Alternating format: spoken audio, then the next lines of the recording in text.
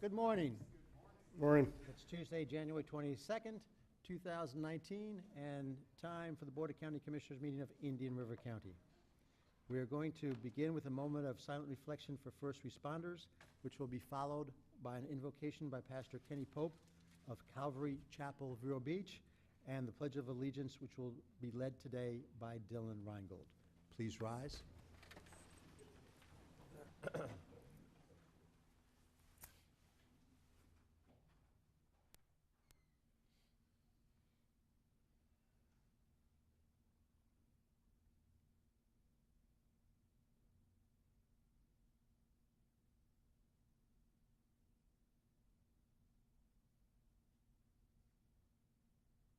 So, Father, we want to thank you that one of the things that you promised to pour out abundantly is wisdom, and one of the things that we need in this day.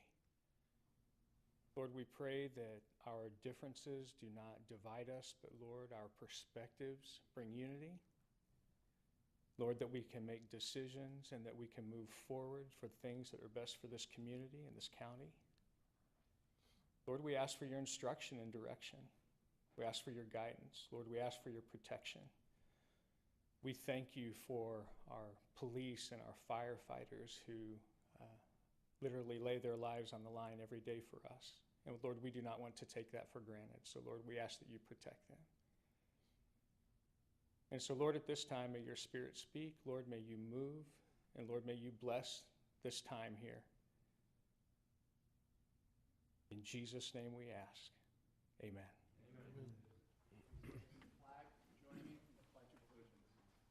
Pledge allegiance to the flag of the United States of America and to the republic for which it stands, one nation, under God, indivisible, with liberty and justice for all.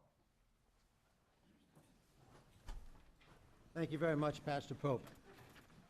Move on to additions and deletions to the agenda, emergency items. And there's one emergency item, 14C, a revised offer for the Dodgertown Golf Course property, which we'd like to see if the board would allow to be added to the agenda. Completely good with me, Mr. Chairman. And I noticed that we've got Councilmember Young here today, so I was wondering if we might be able to move this item up to follow 9A. Any other additions or deletions to the agenda? There being none, be happy to get a Move motion. to approve as amended. Second. We've got a motion to approve by Commissioner O'Brien. I'm going to give the near tie to Commissioner Flesher. All in favor? Aye. Aye. Any opposed? Passes 5-0. Thank you. Proclamations and presentations. The first is a presentation of a proclamation honoring Beth Mitchell on her retirement from the Sebastian River Area Chamber of Commerce. Commissioner Adams is going to present this. Good morning, Ms. Mitchell. Come on up to the dais if you would, please. And Commissioner Adams, it's all yours. Thank you. It is my very great honor to read this proclamation honoring Beth Mitchell on her retirement from the Sebastian River Area Chamber of Commerce. Whereas Beth Mitchell has served as president of the Sebastian River Area Chamber of Commerce for 18 years, and whereas under Beth's leadership, the Sebastian River Area Chamber of Commerce raised funds for the Pelican Porch Visitor Center, enabled the designation of the scenic byway extension through Fellsmere, partnered with Visit Florida, and implemented a marketing plan for North Indian River County, including the creation of the Fellsmere and Sebastian destination videos. And whereas Beth created Concerts in the Park and was a board member of the Sebastian Fine Arts and Music Festival, Fellsmere Frog Leg Festival, and Indian River County Lionfish Festival. And whereas Beth served on the City of Sebastian Charter Review Committee, Community Redevelopment Agency, and Working Waterfront Committee, and she currently serves as board member for United Way of Indian River County and Sebastian River Medical Center, and is in her 4th term as Sebastian Inlet District Commissioner. And whereas Beth has served on numerous Indian River County boards and committees, including Affordable Housing, Economic Development Council, Impact Fee Task Force, and Beach and Shore Preservation Advisory Committee, all for the betterment of Indian River County. Now therefore be it proclaimed by the Board of County Commissioners, Indian River County, Florida, that the board honors Beth Mitchell and her tireless work as president of the Sebastian River Area Chamber of Commerce and expresses its appreciation for her 18 years of service to the community in Indian River County. adopted this 22nd day of January 2019 and signed by all 5 county commissioners. And Beth, I just want to say that I know this is just a small list of all you've done in the community. You've actually been involved much longer than 18 years, and we are definitely going to miss your contributions. I know they continue, but we wish you very much luck in your retirement, and I hope you enjoy the ceramics that you're working on. Thank you. Thank you very much. Commissioners, it has been my pleasure to serve as the president of the Sebastian River Area Chamber of Commerce, and there's now a new person in that place, and I know that Amber is going to do well. But I wanted to thank all of you and for the people that you followed. I actually started in Indian River County in 1992 when I met Susan's mom, Fran, and she got me involved, and you all know how that works. But over the years, I've had the distinct pleasure of working with all the commissioners, and there's always been such tremendous support for the kind of work that I've been involved with. There's also been a lot of people that contribute to the well-being of Indian River County, and so I'm very happy that I just had a small part in all of that, and thank you very much. Thank you, Beth.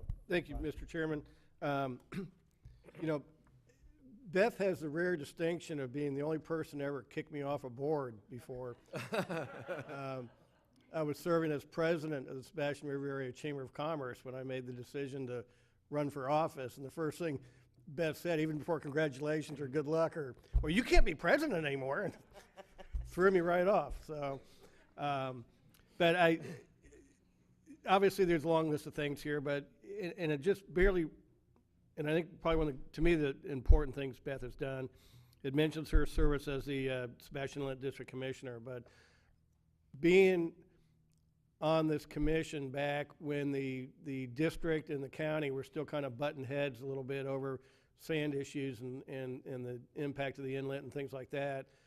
Under Beth's leadership, taking that over and her hard work really turned around the entire relationship between the county and the inlet district to where we were butting heads and almost enemies to where now it's a collaborative, working together partnership, and it would not have happened without Beth's leadership. I'm adamantly convinced of that, and so Beth, I just want to acknowledge that, you know, very much, and how much I appreciate everything you did in that regard, right up until the moment when you stole James Gray from us, and things just went downhill after that. So no, I actually that's part of the collaboration. James will continue that cooperative work, and so it's all good. But Beth, enjoy your pottery making. I know you're showing quite a skill at that, as in everything you've done. So good luck with that. I'll miss you, but I know you'll be around. So, but thanks for everything you've done, and you've been a big blessing to me and helping shape me in this role. So I want to thank you for that as well. Thank you. Thank you. Commissioner Fletcher. Thank you, Mr. Chairman. Beth, I can't imagine Sebastian without you. You have been a guiding light, and you have been the great steward of the businesses in the community, the activities, the events, the endeavors. Many of the things that happen would not have happened without your energy. So you've left big shoes to fill, and as we talked earlier, I don't think that you are leaving town. No. And we hope that you will continue to build those relationships that you have, maybe in a different manner, and you do serve in many other capacities. It has been attributed to so many things that you have done, and a great tribute. And there's even rumor that you have changed the weather. You've made Chamber of Commerce weather when necessary. So you are quite the event maker and the collaborator, and you have brought so many people together, and it shows. It shows during the holidays. You just can't imagine how many people clamor to Sebastian because of the events that take place, and you created those, and that's just part of your legacy. So we sincerely hope that we see you next week here. No, No, probably not. you're gonna take a week off? Probably. All right, 2 weeks around, you have an assignment. Well, thank you, and good luck, and it's bittersweet that you're retiring, but I'll be around. Thank you. thank you. Commissioner Zork. Yes, thank you, Mr. Chairman. And Beth, I just wanted to wish you the best as your endeavors go forward, but I always wanted to say thank you for your open door policy. You were always very friendly and inviting, and whether it was the early discussions of the lionfish tournament, that some of that was birthed up in the North County with that, and that's become a successful event. But also when we had the shovel in the ground for the front porch remodeling of the facility and how that's turned out, and the sneak peek tour that you gave me, because I wasn't going to be there at the event when you actually did the ribbon cutting. But the facility looks great. I mean, to have a view out your window, that should be the webcam view for Sebastian, is the view out that office looking to the east over the river and across to the inlet. Just a spectacular place, and your fingerprints are all over how that's turned out up in the Sebastian area. So thank you for spending your time with the community. Thank you. Thank you very much. Mr. Chair, Oops, One one more. more. one more. Just wanted to pile on and say thank you to Beth for all of the great things that she's done as the chamber. To Commissioner O'Brien's point with the Sebastian Inlet District, I saw another example of that in the relationship between the Indian River Chamber of Commerce and the Sebastian River Chamber of Commerce. Before Beth came here, it wasn't as collaborative as it is now. And so what I've seen from Beth is working through issues that could be contentious and could pit agencies against each other, like the Inlet District or the two chambers, to work collaboratively, whether it's on a Major League Fishing tournament or just the overall relationship between those, and kind of reaching out. And sometimes that can be hard to do in this business because people get their own interests and defend their own interests, but being able to collaborate and reach out with someone who could be seen as a foe or an adversary, but making them a partner. And I think that's been very important, and it's uncommon to find that, and that is what Beth has accomplished in her time, in addition to all the other things. So thank you, Beth. Thank you. Thank you.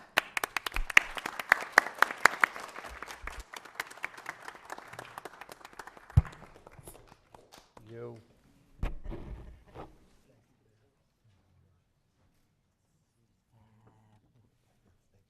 Thank you, Beth.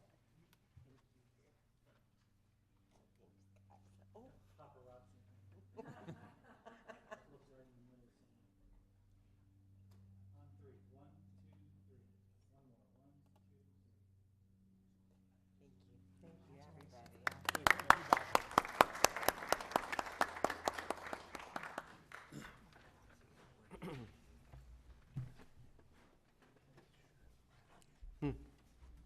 This next proclamation we have is one that myself and others have been waiting 10 years to present. One of the people who's getting it actually first came to my office to discuss this issue 10 years ago. And it is amazing to me both that the two people involved stuck with this issue for 10 years, that they put in the type of work and effort necessary to get this done, and that they were finally successful against really tremendous odds, and that they did this as simply two citizens of Indian River County. As an elected official, I really do find this phenomenal. So I'm especially pleased and honored today to read this proclamation designating the month of February 2019 as a month of appreciation for Dr. Stephen Faraday and Mr. Glenn Herron. Whereas this month, more than 34,000 former City of Vero Beach Electric customers, more than 21,000 of whom live and work outside the municipal limits of the city, are now being served by Florida Power and Light and are getting bills reflecting substantially lower rates for their electricity.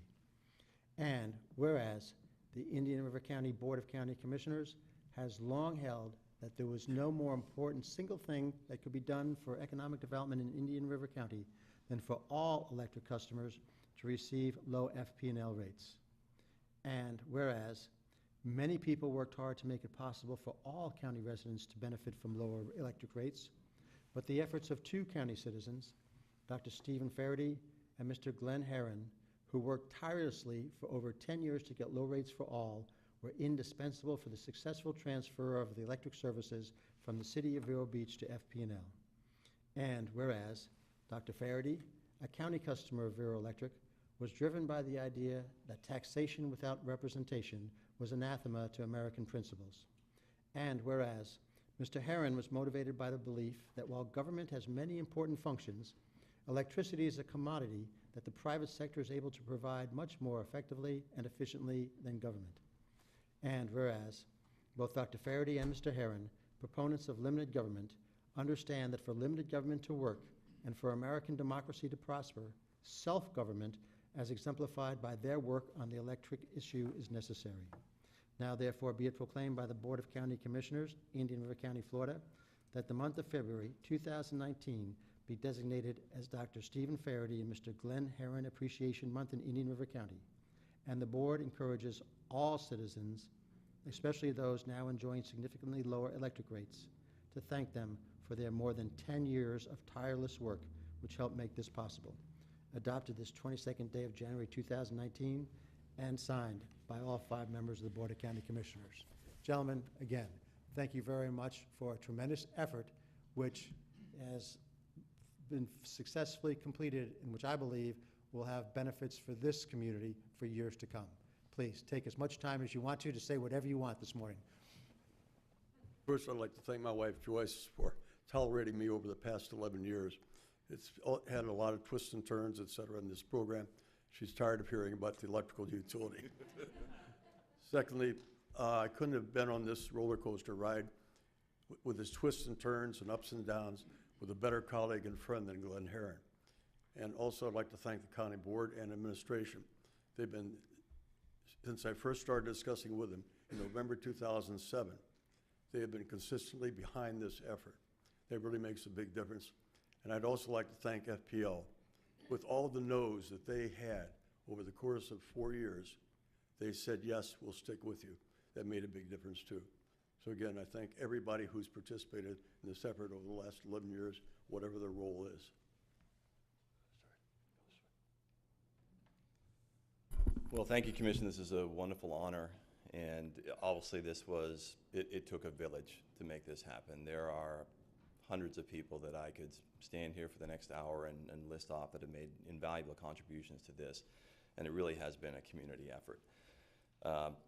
But I will single out a few people and a few groups. This issue could not have happened without, if you took this one individual out, this issue does not exist, and that is Stephen Faraday. He is the originator of it.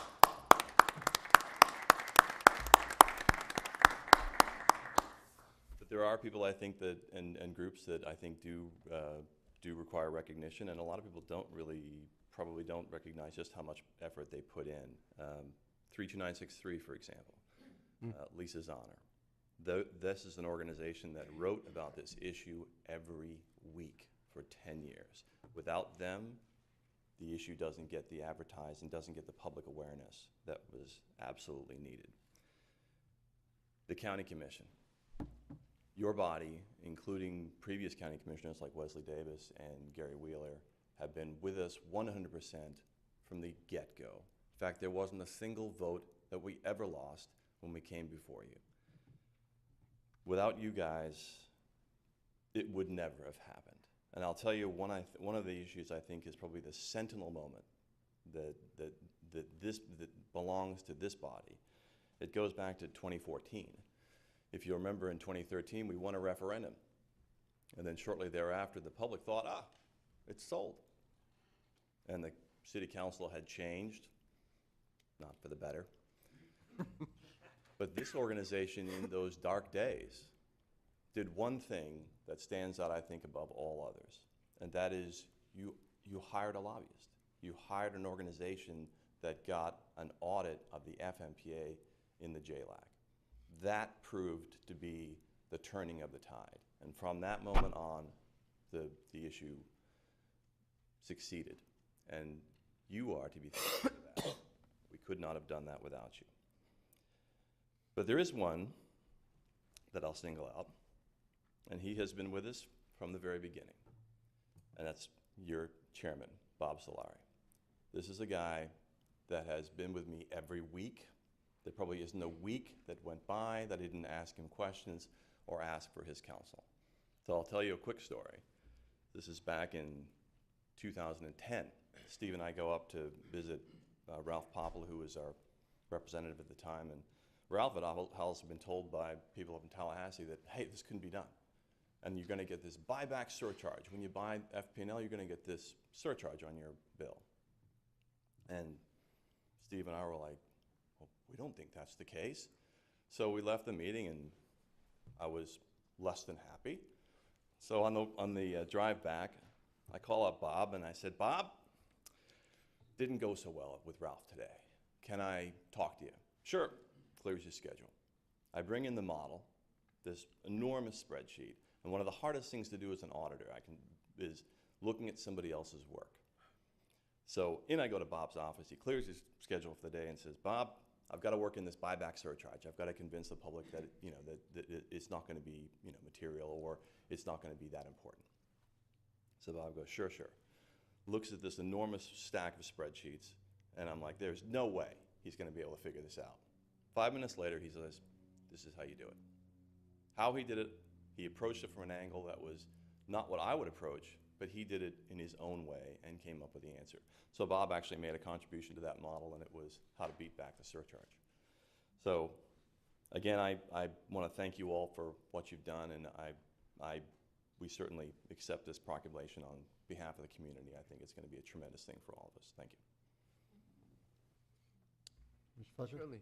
And thank you, Mr. Chairman. Doc, Gwen, it was amazing. You had an idea, you threw it out there, everybody accepted it, change was made. Simple as that, right? I tried because I remember you with your laptop projecting it on the screen, and the numbers were so clear and accurate, and then the newspaper articles, and then the naysayers. And I remember you went out to, we went out west and did a presentation, and everybody just had this stunned look. And I knew that you all were going to enjoy a long period of time, and it was an absolute pleasure to share it in whatever capacity we have done, what anybody in this room has done, anybody in the county has done, because you guys are a team. You have grit, you have dedication, and you weren't accepting anything but success. And for that, the people of Indian River County and the people of Vero Beach owe you more than just a debt of gratitude. So thank you. Thank you for what you've done for all of us. Commissioner O'Brien? Thank you, Mr. Chairman. Gentlemen, again, thank you, and maybe just put this in perspective where people can really understand what this means. Commissioners, if you remember last meeting, we had a budget amendment, and we had to allocate almost $73,000 to cover the additional electric expense, because we had budgeted October 1 expecting to be on FP&L rates, and because of the appeals, that got delayed. And so that almost $73,000 for the first quarter, you do the math on that, and you're getting close to $300,000 a year just in higher electric expense. So if anything, that really shows the work you all did is saving the taxpayers of Indian River County nearly $300,000 just on our end of it, not talking about the hospital, the sheriff, the school district, all of that. So, gentlemen, thank you. The taxpayers appreciate you helping keep their taxes low, and keep up the good work. Thank you. Commissioner Adams? Thank you. I know most of the work was done by the time I got here, but I just want to commend your commitment to getting this done, and thank you for what you've done and where we are now. It would not have happened without your tenacity. Commissioner Sork? Well, Glenn, next time I'm in Tallahassee and I look around the corner, I'm hoping not to see you. Every time I was there, and also Lisa was there writing a story right on the spot. She was Probably should include something special for her for writing, I don't know how many hundreds of pieces covering this story and keeping it in the forefront. And to take what Commissioner O'Brien said and drill it down even closer, the length of this presentation, the ratepayers in Vero Beach have saved about $2,250. It's, and for some businesses, it will be significant amounts of money. But even if you're a small business or you're a retiree living in a one-bedroom apartment, everybody is going to save a percentage amount that is significant that they can then choose to use those savings on whatever they choose. For businesses, it may be they will now have some additional funds to expand or add an additional employee. I've got some people that have been sending me copies of their bills before and after. In the wintertime, it can be, you know, if it's cooler temperatures, they may not be running their AC as much, so there's savings there. But when you get into a July and August, I think people will just be stunned at the amount of money that their bill has changed. And but the journey couldn't have started without the two of you. And I think your car, like mine, it's kind of like on autopilot. It knows how to get to where to in Tallahassee and where to park.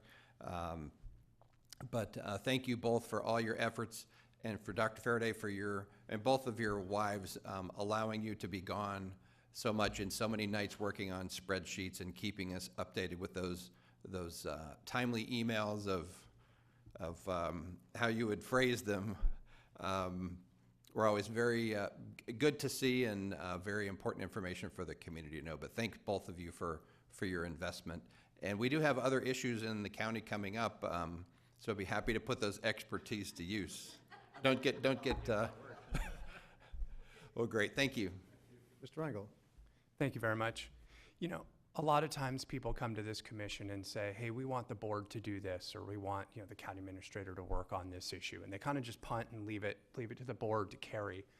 I can tell you that was not with these two gentlemen. And back to what Commissioner Zork was saying, you know, I haven't seen somebody involved in a board issue like Glenn being in Tallahassee, whether it was in front of the PSC or in front of the legislature, or, you know, at an FMPA meeting in Orlando. I mean, these two just didn't show up here in this Board of County Commissioners chambers and say this board needs to work on it. They rolled up their sleeves just as much as everybody else and showed up to those hearings and those meetings and made their presentations across the state. So was so impressed with both Glenn and Dr. Faraday with their just willingness to get into the trenches with us and continue this fight. So it wasn't just about them, you know, kicking this off 10 years ago. It was their continued part of that fight throughout. And so for that, I definitely want to thank you both.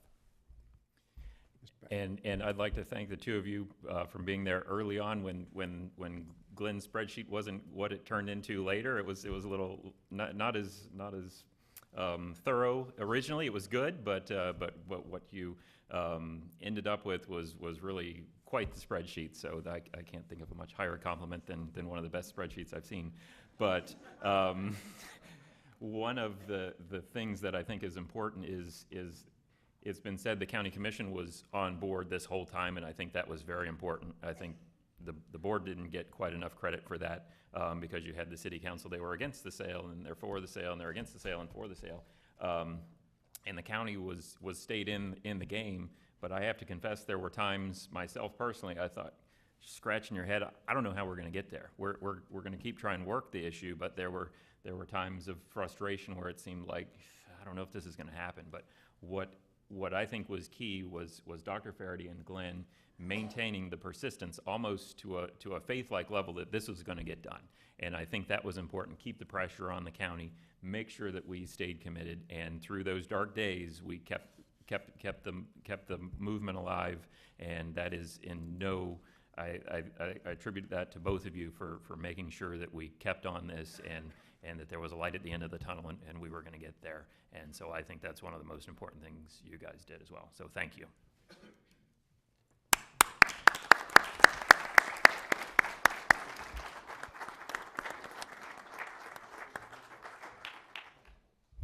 As they're coming up, that was an FT&L light at the end of the tunnel. Thank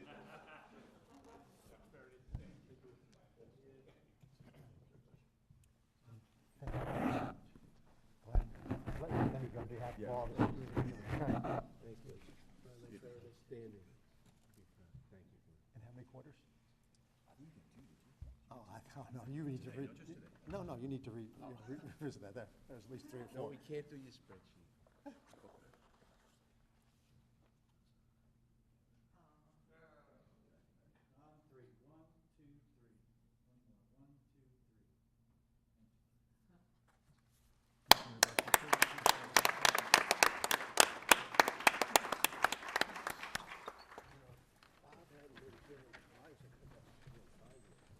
Yeah. We'll now move on to a quarterly recycling update. Good morning.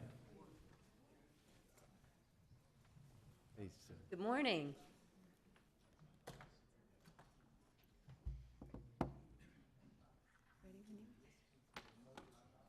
I'm going to have my clicker click here.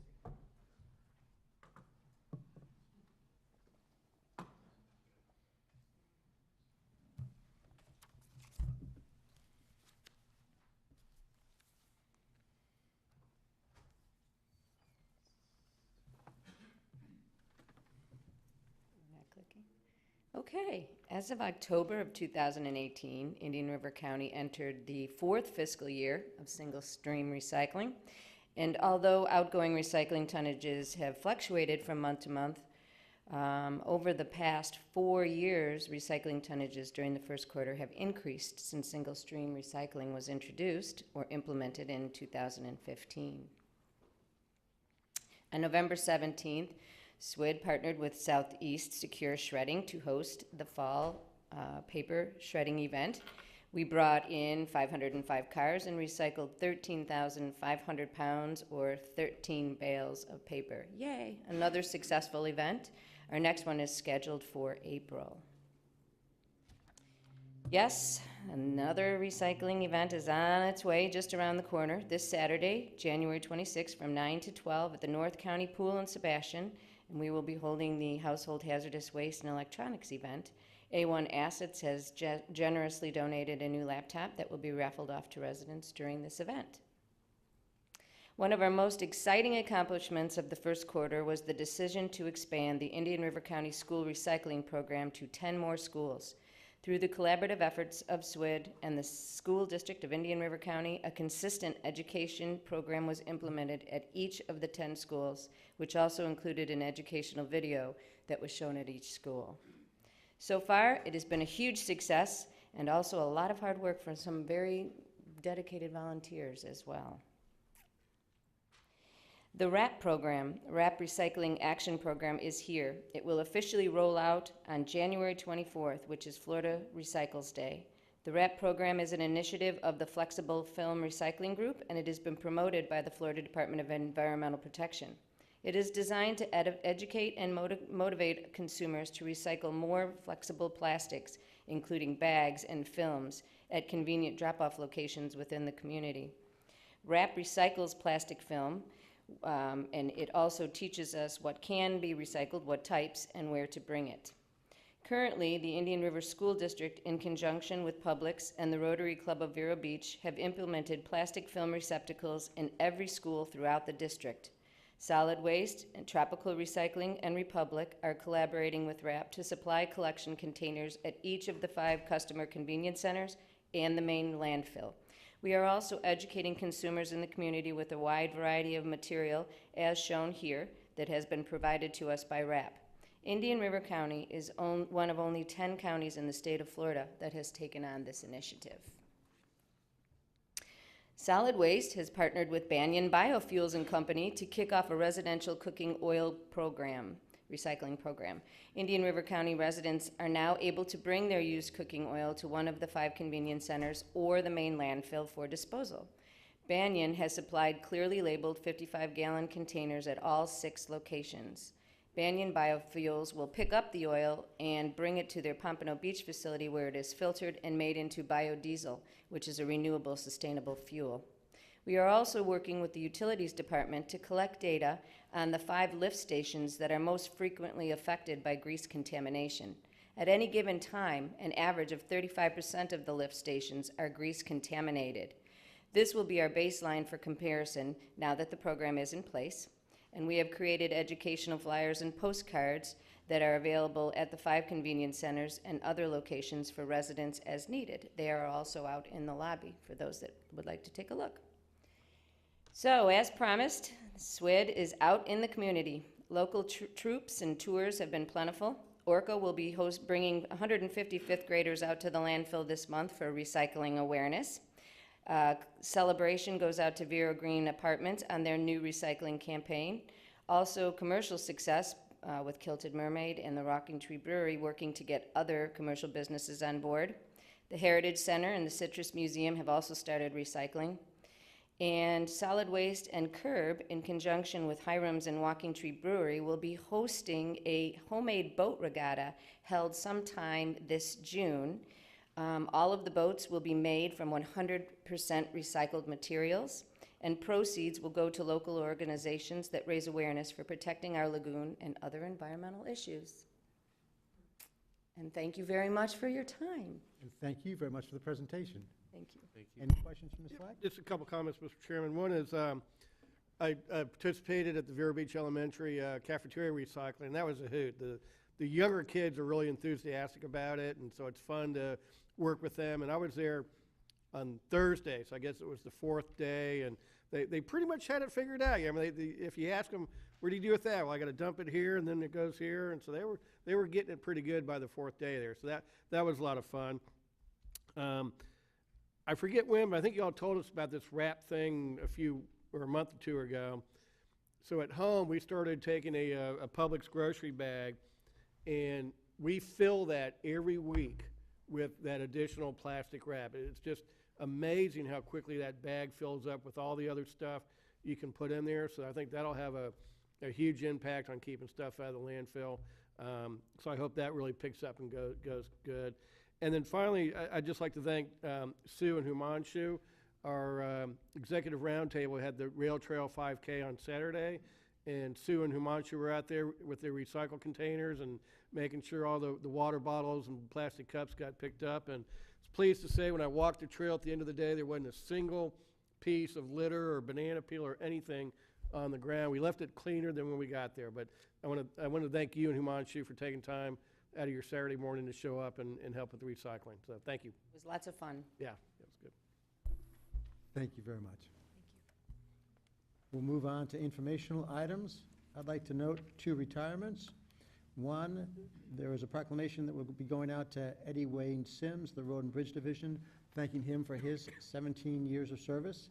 And a second going out to Lee Reed of Facilities Management, thanking him also for 17 years of service. I'd like to thank both of those employees for 17 years each of wonderful work for the county. Moving on to the consent agenda, I'll ask if any member of the board wants to pull anything from the consent agenda. There being none from the board, I'll ask if any member of the public would like to pull anything from the consent agenda. There being none, be happy to get a motion. Move to approve consent. Motion from Commissioner O'Brien, second by Commissioner Flesher. All in favor? Aye. Aye. Any opposed? Passes 5-0. Moving on to constitutional officers and government agencies. Indian River County Supervisor of Elections, Leslie Swan is here today. Leslie? Good morning. Thanks, fine. Thanks for joining us today. It's always a pleasure to be here. This morning I'm asking for the revenues for conducting the municipal elections in November of last year be rolled back into my budget. Move approval. Second. Motion from Commissioner Flesher, second by Commissioner O'Brien. Any other discussion? Any comments from the public? There being none, all in favor? Aye. Any opposed? Passes 5-0. Thank you for coming, Leslie. Thank you, appreciate it. We move 14C up to this point in the agenda, so I'll turn it over to Commissioner Flesher. Mr. Chairman, thank you, and I appreciate that, and I appreciate the acceptance to place this on the agenda on short notice. You know, this morning, we recognized one of the most significant things that has happened in Indian River County in quite so many years. And as we move on to other issues, I believe that the future of the historic Dodgertown and Vero Town in Indian River County, in the city of Vero Beach, is of primary importance and significance to our future and our sustainability. And I have a strong belief that Major League Baseball, as an operator and partner, will ensure the viability and success and actually replace us back on the map. They will be the pin maker for our map. And it's very important. We need to be known for the type of infrastructure that exists. Well, in doing so, we've had the experience, and without going too much into detail about the history books, we've all endured it. There has been many offers, and there has been non-acceptance. And each time there was non-acceptance, there was comment. And I've listened carefully to the comment. And in one effort, I would like to say that I'd like to make one more attempt, because I truly believe that this is all based upon how valid this commitment is with Major League Baseball, the future of the ground, and the commitment with the county and the commitment with the city.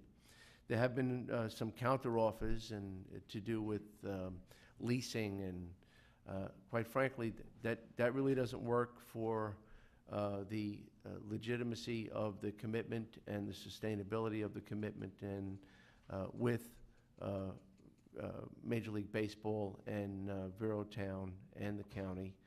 So I'd like to propose what I've attached here, and a lot of it will look familiar.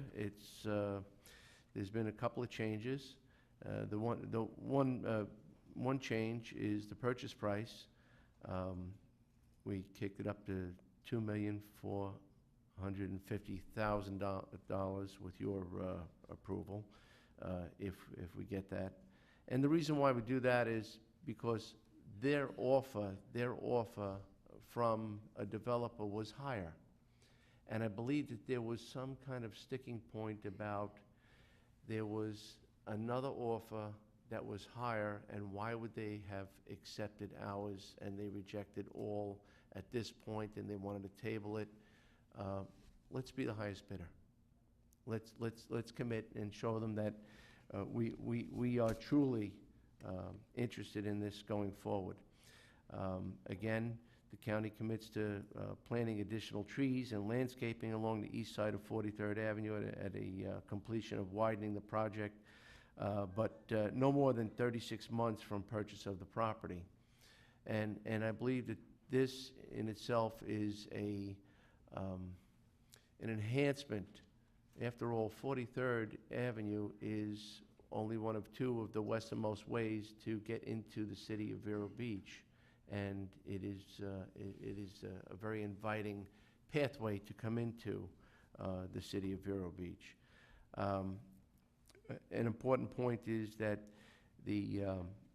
for as long as the amended and restated facility lease agreement for Dodgertown property is in effect, the property will be used for passive recreation, environmental projects, or activities that are ancillary to and consistent with the use of Dodgertown property by Vero Town LLC. The city would have the right of first refusal to the purchase of the property from the county in the event MLB lease is terminated.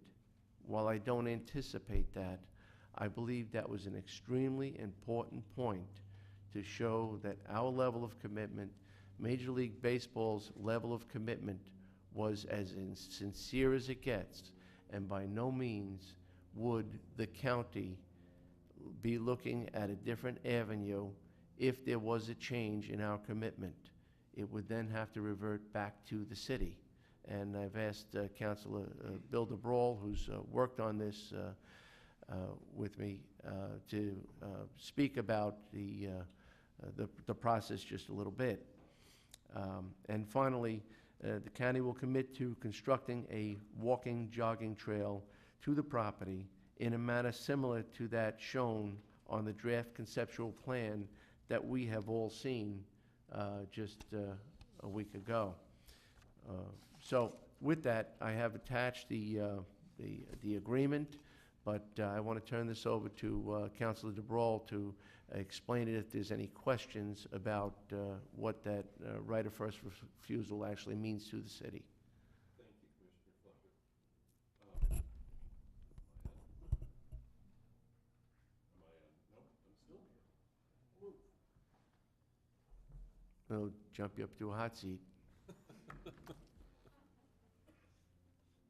That's better. Thank you, Councilor. Thank you, Commissioner Fletcher. Bill DeBrawl on behalf of the County Attorney's Office. Before you have the right of first refusal, it'll be an addendum to the contract. It will be recorded at the time of closing. It's just a plain, simple document as far as if any of the listed items occur, the City of Vero Beach would have 30 days to let us know that they're going to exercise this agreement. If they do not, we can proceed to do with what we want with the property. If the city does exercise their right of first refusal, we would then go through the process of getting appraisals, negotiate a purchase price, and go ahead and sell the property back to the City of Vero Beach. If there are any questions, I'd be happy to try and answer. And that would take place in about 90 days after that?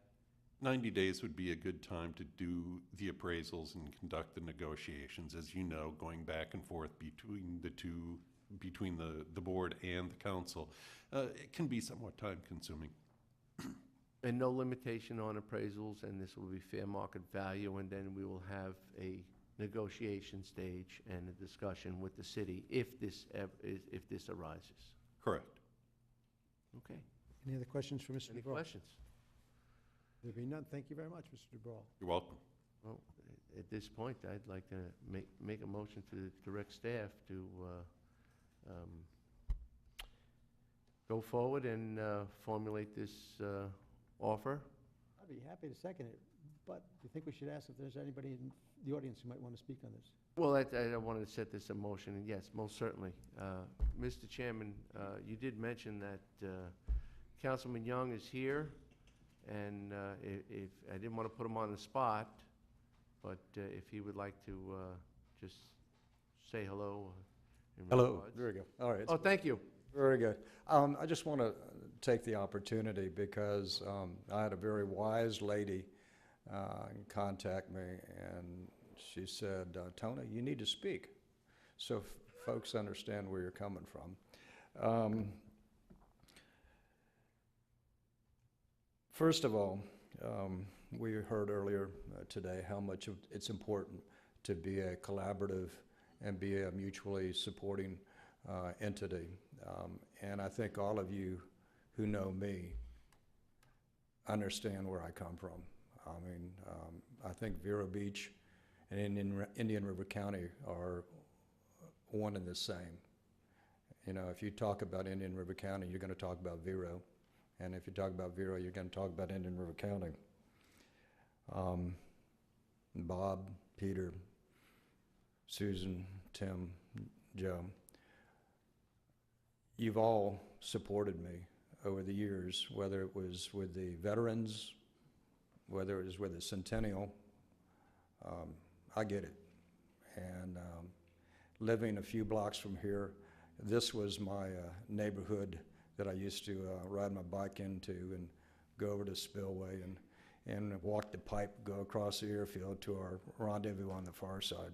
So last week for me was disappointing because I'm a bridge builder, and I think as we get together in collective efforts, those minds can come to decisions that benefit our community.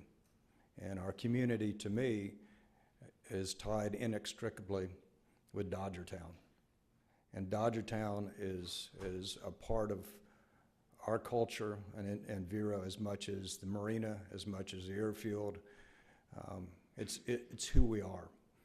And Commissioner Solari understands that, and I appreciate his understanding. And as I looked at the offer last week, I was impressed with everything that was there. I've had many people come share their concerns for a greenway. I've had people come and express their concerns regarding the heritage. And probably the most important thing of Dodgertown, that 37 acres, which may seem like nothing, is the national rank or the national place it has regarding the civil rights in baseball. You can't take that away from our area, and that's something we should be proud of. The other goal that I had, naturally, is to steward the responsibility that I have for Vero Beach. And I pay attention to whenever Jason speaks, and Jason spoke at the taxpayers luncheon last week, and he said, you know, I'd try not to, well, he doesn't budget off of one-time incomes of revenue. And as we move forward from the Rubicon, which is the FP&L sale, which was good, my concern naturally is make sure that we understand revenues and where we go forward as the city of Vero Beach. The other concern that I had was naturally not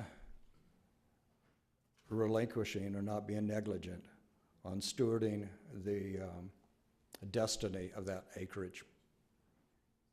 But having listened to good counsel by certain individuals, there's a way that we can move forward that I think protects both the interests of the county and protects the interests of the city. And the right to first refusal, I believe, does that. And I appreciate your consideration in that. And finally, I don't want to be too long, but I think you needed to understand that my feelings are that with these modifications and your support, at least from my foxhole, I think we have a deal. So I appreciate you taking this on short notice. I know that it was a long weekend with Martin Luther King, and I knew it took extra effort by certain individuals on board your commission, and I want to say thank you. Thank you. Councilmember, may I ask you one technical thing? Sure. First of all, I want to thank you very much for you coming today, and thank you very much for everything you just said. I think everything you said with what the county is offering is in the best interest of everybody in Indian River County. There is the one issue of how do we get it on the city agenda? And I was wondering if you, while you're here, would agree to sponsor its appearance on the next city council. Oh, without a doubt. No, I would be. In my business, I don't like to leave anything to chance. I would be more than willing to speak with the council, the city clerk, and have that on the agenda. And again, everyone behind the dais, please understand that an imperative in my mind has been met, and that imperative is to protect our heritage and to continue to work in concert with y'all. I'll be glad to add that to the agenda. Thank you. And I believe Councilmember Commissioner Adams has some questions for you as well. Yes, ma'am. Are you here representing the city council, or is I'm this? here representing me. You, okay, so do we know, is there support for this from the other council members? I can only speak for my observations, and my observation is that we had two in support of it previously. So this agreement that's being proposed is very similar to the agreement that was taken last week. I just am curious what has changed What's significantly changed other than the significantly was the right to first refusal and the additional money that was assigned to it. So there's no reason to think that the two votes who voted for it would change, based on my attendance at the meeting, and based on what Councilmember Young has said, I now count to 3. Okay, well, I just have some general comments. If there's other comments for the council member, that's fine. Any other questions from Mr. Young? Councilmember, thank you very much. Thank you. Let's go with the rest of the public comment at this time. Anybody else from the public wish to speak on this issue? Name and address for the record, please. Joseph Paladin, President of Black Swan Consulting. Ladies, gentlemen, Mr. Chairman, I was at the city meeting last week, and Mr. Chairman, you did a great job, and Jason, you did an outstanding job in your presentation. I've been behind this from the very beginning. Vero Beach, Indian River County, listen, this is a team. And as a team, we're stronger and better than we are not being a team.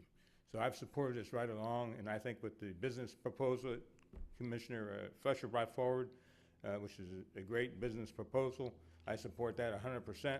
I think any gray area there might have been, I think this takes the gray area out, and I think we should go forward, and I think this would be a great, great achievement for the county and the city to do this together. Thank you very much.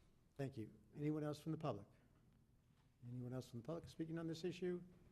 Commissioner Adams. Thank you. So, I'm very supportive of this project in general. I think, we've had lots of conversations. I've been supportive of putting this back together from the beginning. And I'm not unsupportive per se of this new proposal, but I have to say my patience is starting to wear very thin in this process. I don't think it's fair for us to continue to send commissioners and staff to a city council meeting where they are berated, where they are made to feel as if they're not wanted. And I understand what you're saying, Councilmember Young, as far as working on collaborations. And I come from a city who has had quite the history with the county, and not of that has all been positive. So I can understand both sides of this perspective, but we're trying to do something bigger for the community than just purchasing this property. And I'm always reminded in this of the words of Helen Keller, which is, the only thing worse than being blind is having sight but no vision. I think there's a great vision here, and it's unfortunate that some of it is getting bogged down in the sight. So, I mean, we can move forward, but procedurally, what should happen, instead of us trying to solve this and take something back to a council that has already said no, is that anybody on the prevailing side of that motion not to sell can make a motion to bring it back for reconsideration, get the approval, and then come to us and say, we've thought about it and we'd like to enter into negotiations. But for us to continue to negotiate with ourselves, I mean, in order to have an agreement, you have to have a willing seller and a willing buyer. And I'm not convinced we have a willing seller. I mean, I'm fine if you guys want to go down there again, but I'm telling you, it's just, we are negotiating with ourselves, and until something changes on their end, more than a council member coming to us and saying, I think this will work, because I'm willing to change my vote. The first time this came up, there was, people keep flip-flopping on this. I'm not convinced that we can trust that this won't happen again. So I hate to keep sending staff down there. It's not fair to them, it's not fair to the city, and it's not fair to us. Well, as someone who enjoyed the last week's meeting, and one might have even said that to some degree I was berated, I'd be happy to take one more chance. I believe that this is more than worth it, and I believe that I take basically what Councilmember Young has said to be pretty much what you meant about someone on the prevailing side bringing the matter forward again. And that might even be an improvement for the way it gets on the agenda. But again, I've dealt with being a city resident and spending more time perhaps than I want to with some city council members. I probably just didn't feel as bad about what happened last Tuesday night as some others might. So again, I think that this is important enough for the county and everybody in the county that it is the appropriate thing to do. Commissioner Fletcher. Well, thank you, Mr. Chairman. I was never fond of classical quotes to ensure or laminate a thought process. I rather just work with what we have. And but I could say, if we continue to do the same thing, we'll have the same results. And, there have been a few offers, but each offer was responsive upon the objections, the discussions, the remarks, and they were tuned up. There was a discussion about, well, you haven't made an offer, so we made an offer. and there was no plan presented. So a plan was presented. Well, the plan was presented, but now the surety is not there. So let's just go and keep climbing the ladder until we get to the top of the rung and we get it right. And I don't think it's that much of a cost factor for our individuals to work on it, the employees to work on it, staff, our time, to get something accomplished that will be so significant to Indian River County and the city of Vero Beach for a long period of time. And if that doesn't happen, well, then the city of Vero Beach has the option again.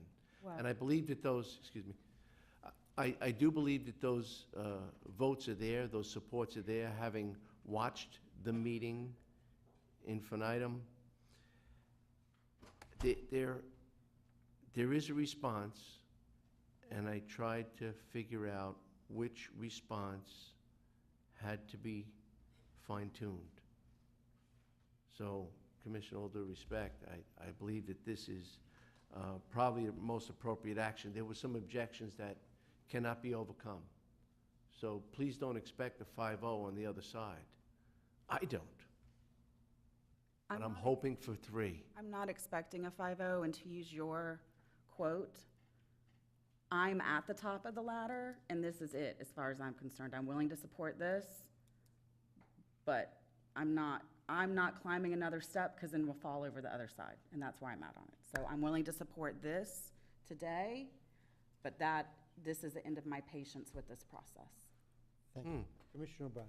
Thank you, Mr. Chairman. You know, a lot of things in life have adversity, and as you go through them, at the end of the day, it's something you look back and it just becomes a story. And I think for like a lot of ladies, you know, your wedding day is a big thing. You build up, and then the flowers don't show up, or it's raining, or there's some issue, and you get kind of all upset. But then, you know what, a year later, that's just a story you tell about your wedding day, how it rained, or this happened, or that happened. And if you look at what we saw earlier today with Dr. Faraday and Glenn Herron, you know, they got no a lot of times. They got no after no after no, but they persevered, and at the end of the day, they were successful, and I'm sure they're going to sit back, just like Mr. Herron did today, and tell stories about the journeys to Tallahassee and about the setbacks. But it all just becomes a story you tell in the big picture, but how you got to the end point is what matters. You were successful, you made the achievement, and then everything else is just a story you tell sitting around having coffee or whatnot. So I think that's how I see this. This is just one more step on the journey. I think the end result is an outstanding outcome for the entire community. And I think a year from now, we'll look back and we'll just be telling this story that, yeah, remember when, you know, Tony came and talked before us and we finally got to 3. And so I think it's good. Commissioner Adams, I understand probably your frustration and such, but I would also say Councilmember Sykes and Mayor Howe were extremely supportive of the offer last week. Matter of fact, I told the mayor afterwards he had really stood up and he made the motion and really carried that torch for us. And Councilmember Sykes was also very supportive, and I don't see that changing. And I wouldn't throw the whole city council out with the bathwater, because a couple council members may have berated our chairman a little bit and staff. I would look at the bigger picture. Again, we're trying to be cooperative, and I think now with Councilmember Young, and I think it took a lot for Tony to come here and stand before us and say what he did. I just want to commend Tony for doing that. It takes a lot to get up in front of everybody and on TV, and I think Councilmember Young did an outstanding thing today, and so I think we're in a good position, and I think that we move this forward, and that it'll be just a fantastic thing for the community, and it'll help heal things and move us forward, and we'll move forward. So just as a follow-up, again, I am supportive of what is in front of us today. My point is, I don't think we need to go any further than this based on whatever happens. If it is positive, fantastic. But I'm going to assume, because I have the utmost respect for all the commissioners up here, that the illustration of a wedding day was just the first thing that came to your mind and not an indication that I am being perceived as a hysterical female. Oh, no, Commissioner, So just absolutely not. wanted to put that out there, that it's the only female. Sometimes those illustrations can be taken a different way. But with that, I think let's just go ahead and take the vote. I mean, I'm supportive. I don't think anybody else is. And there was a second, unless Commissioner Zork needs to say something. Oh, just wanted to thank Tony for coming here today, and I know for myself, I reached out to some council members after last week's vote, and some have to, when I look at our chairman, he likes a good sparring opportunity, and if you ever heard former County Administrator Joe Baer and our chairman have conversations, not that I was listening to the conversations, but sometimes you can hear high-pitched noises throughout the building. I think he's you know, we've all gone through things that we've been passionate about, like the Lagoon Council vote took 4 times. You know, that was going up the ladder, get knocked down, not having the votes. I think, and if this doesn't work and there's something else, you know, we evolve and address the issues and the concerns and work it out. We just have to do all this in a public dialogue that's a little different than private business. And but I'm supportive of this, and we'll see where it takes us. And if we have to regroup, we regroup and take another step forward. But thank you, Councilmember Young, for being here today. Thank you, Mr. Chairman. Thank you. Mr. Chairman, I just want to add one thing. I started talking with the Colonel because, you know, I took that historic bus ride, and I had to call him up and say, well, I learned something about Vero. It was one of the most interesting trolley rides I've ever experienced. It was full of information and full of history. And when I spoke with the Colonel, he said, well, you know, I just want Vero to be Vero. And I took that when I was thinking about how the vote went across the way, that, well, you say you want Vero to be Vero, but that's how we actually got there. We got there because the right of first refusal puts it into the hands of Vero if it's not going to be Vero. It's going to be Vero-like, and we're going to do it right. And we're going to do it with Major League Baseball committed to excellence, not committed to mediocrity. And if for some reason there is a change, it will go back to Vero's decision-making. Thank you. We need to take a vote on this, because if we don't, we'll never get to the point where I can actually walk around the Greenway. So, all in favor? Aye. Aye. Up. Any opposed? Passes 5-0. Thank you. And at that point, Mr. Chairman, I believe the county administrator wanted to I do just want to get clarify clarity something. on direction to staff. My intention is to hopefully, we had put together a contract for the purchase before. My hope is that we can refine that contract with these terms and bring that over and have a package for the city council to hopefully approve at that meeting. That would be my goal, and work with city staff if we need to on that. let me ask the council member one question. If council member, you stand up. Just to make sure I'm doing it the right way, is that okay Yes, with you? I mean, that's what I'd like to see. Okay, and would you like the county administrator to send it to you so you could put it under your items? I think my understanding is for Jason to go ahead and send it to the Jim O'Connor. I will add it to the council agenda for next week. Okay, and what time is your meeting? Good question. Confuses us too, but I thought you might know. I believe it's an evening meeting, so. Yeah. Okay, would you like anybody from the county there? Say again? Would you like anybody from the county to attend that meeting?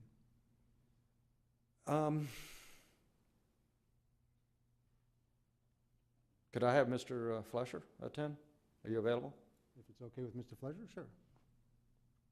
I think that would be very helpful, And would you like Mr. Brown? without a doubt. Very good. Please. Thank you very much. Thank you. Thank you, sir. And with that settled, I think we can take a 10-minute break.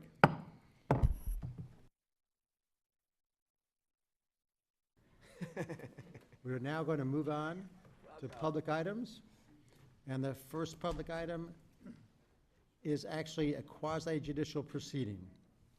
So the next item on the agenda is a request by Grand Harbor Northland LLC to rezone approximately 413.01 acres from RS3 residential single family up to 3 units per acre and Con 2 estuarine wetlands conservation district to PD plan development and to obtain conceptual PD plan approval for a project to be known as Spoonbill Reserve PD located between Highway 1 and the Indian River Lagoon north of the North Relief Canal and south of 63rd Street. Again, this is a quasi-judicial proceeding, so the way we go about it is different than most items. The parties to the proceeding are Indian River County and Grand Harbor Northland LLC. To start, I'll ask commissioners to disclose any ex parte communications, site visits, or independent investigations, and I'll start with Commissioner Fleischer. Thank you, Mr. Chairman. No, none that I'm aware of, but I do want to disclose that I've been to Grand Harbor and I've been to Spoonbill Marsh, so if I've been seen there, it was over the past few years, and I was interested in what was going on there, not about this topic. Thank you. Mr. Chairman, I know several years ago there had been some talk about a potential project out here, but I think that was long time ago, and I also have been at the Spoonbill Marsh many times, but other than that, no other ex parte communications. And again, back 3, 4, 5 years ago, I had multiple conversations from people from Grand Harbor, as well as Chip Swindell, who's in the audience today, about this project. I don't believe I've had any in the past year and a half. I've certainly, just like the rest of us, gone through the property on the way to Spoonbill Marsh a number of times. Commissioner Adams. No, and none. Thank you. Commissioner Zork. Driven past it for other reasons, but no conversations or specific site visits related to this application. Thank you. I'll now ask that the commissioners confirm that they have an open mind and are able to base their decision on the evidence presented and applicable law, and I'll start with Commissioner Zork. Can and will. Can and will. Can and will. Can and will. Can and will. And with that, I will open the public hearing. I'll ask the clerk to swear in all witnesses collectively. So even if you're not sure if you're going to speak, if you think you may speak, there's a possibility to speak, please rise and be sworn in. Swear or affirm to tell the truth, the whole truth, and nothing but the truth. Thank you very much. We'll now move to presentation by county staff. Mr. Bowling. Thank you, Mr. Chairman. For the record, Stan Bowling, Community Development Director. Our senior planner in the current development section, Ryan Sweeney, reviewed the application and presented it to the Planning and Zoning Commission. So we're going to have Brian present this project to you all this morning. Thank you, Mr. Chairman, members of the Commission. For the record, I am Ryan Sweeney, Senior Planner with the current development section of the Community Development Department. Today we have an application or a request for a PD rezoning and conceptual PD plan approval for Spoonbill Reserve Plan Development. A brief slide overview of the plan development rezoning process.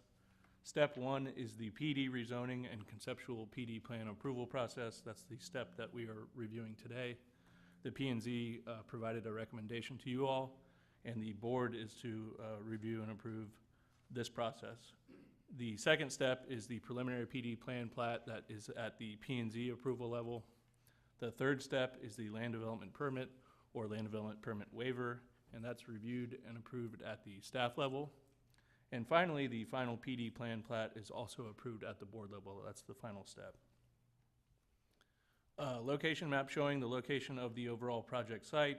Again, it is east of US 1, north of the North Relief Canal, south of 63rd Street and is bound by the river on the east side. The comprehensive plan land use map designations for the subject site are L1 and C2, and those correspond with the upland developable portion is the L1 portion and the C2 is the con portion. An overall aerial depicting the existing conditions of the site. The majority of the project site on the west side is Old Groves, and it also includes the Spoonbill Marsh facility, as well as a saltwater wetland mangrove area south of the Spoonbill Marsh facility. A brief overview of the overall proposed development. The total project size is 413 total acres, 319 of which are the developable acres, 94 are wetlands. It proposes a total of 460 single-family units and 412 multifamily units. There's also a small amount of limited neighborhood commercial uses within the project. An innovative stormwater treatment system that meanders throughout the project. The project will retain the Spoonbill Marsh Wetlands Treatment Facility that's operated by the county. It also includes various preservation, open space, and clubhouse recreation areas throughout the project. And it does provide a north-south spine road between 53rd Street and Indian River Boulevard intersection and 63rd Street for area residents, including residents of the project. The overall conceptual PD plan includes some multifamily around the periphery of the project, single family meanders throughout with the stormwater treatment system. There is an area for multifamily and neighborhood commercial, as well as some clubhouse or recreation amenities. There's a second clubhouse recreation amenity area here, and a third one over here. It's not labeled on your slide. The Spoonbill Marsh facility, again, the existing facility is outlined here in green, and there's an additional wetlands area south of the existing facility. Through the PD process, the applicant is requesting certain waivers from the RS3 conventional zoning district, and that's the reason for going through the process. And the primary justification for granting those waivers is this is a large project that provides a very large amount of open space areas and preservation areas well over and above the typical zoning requirements. And the waivers allow reduced setbacks, reduced lot size to cluster the homes along the stormwater treatment system and provide for those larger open space areas. The phasing plan includes phase one is the dark hatched area. It preserves the Spoonbill Marsh facility. It improves the additional wetlands area to the south. And it includes all of the residential development along the north portion of the project, as well as the entire stormwater treatment system. Phase two is shown in plain white, and it's the single-family residential portion that is essentially the east half of the project. And then phase three is the crosshatch portion, and that's the west half, southwest portion of the project. The stormwater plan, which again includes this innovative stormwater treatment system, will treat runoff generated by the project, but it will also take in water from the river, from the lagoon, through an intake canal. They settle into settling ponds. They're pumped through the serpentine man-made saltwater wetland system where the water's treated and then ultimately discharged back into the lagoon. The plan will also take in water from FDOT ditch number 3, which currently there's no treatment, it just goes straight to the river, so they're gonna take in that water as well. And once the improvements are in place to take in that water, the project will request that DOT surplus the ditch right away, and that will become part of the project.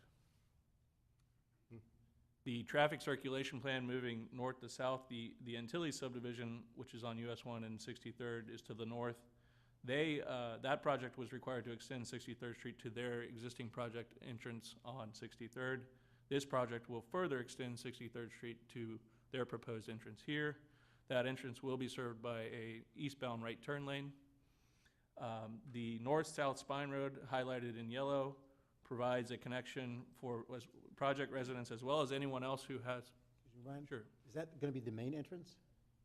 Yes, sir. Well, it's well. Let me get to the other entrance is through a project to the south. You'll see. Yeah, essentially this would be the main entrance. Yes, and area residents as well as anyone who has frontage, including Antilles residents on 63rd Street, will be granted access through the project. Ultimately, Grand Harbor also controls or owns the reserve at Grand Harbor, which is on the south side of the North Relief Canal.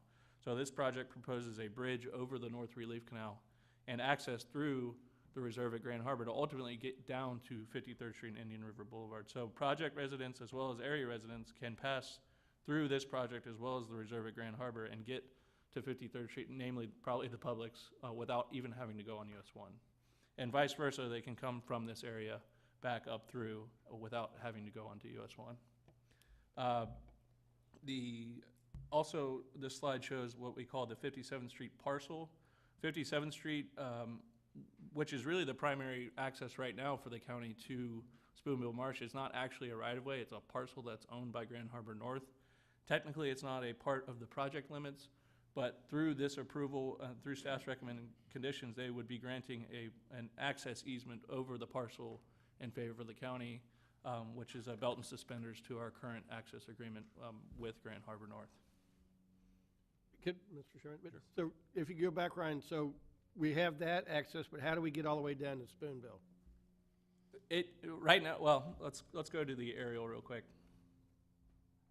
So it's pretty easy to see here. There's a dirt road that starts, again, that lines up with the 57th Street parcel, and it kind of meanders through the project site, ultimately to the site. And we'll talk about access through the approved project or the future project towards the tail end of this presentation. So I will run through the dedications, improvements, and conditions. Includes a number of improvements and requirements for the overall project, including right-of-way dedication for 63rd Street, as well as a 63rd Street sidewalk, internal sidewalks throughout the project, street lighting, green space and recreation areas. There is also the enclave parcel or the Ritchie property, which we'll discuss a little bit in more detail during the landscape slide. A recorded access easement for the 57th Street parcel, as I just mentioned. Again, local residents will be provided access rights through the projects, including the proposed project as well as the reserve at Grand Harbor. A requirement for a developer's agreement for the 49th Street and 58th Avenue intersection improvements.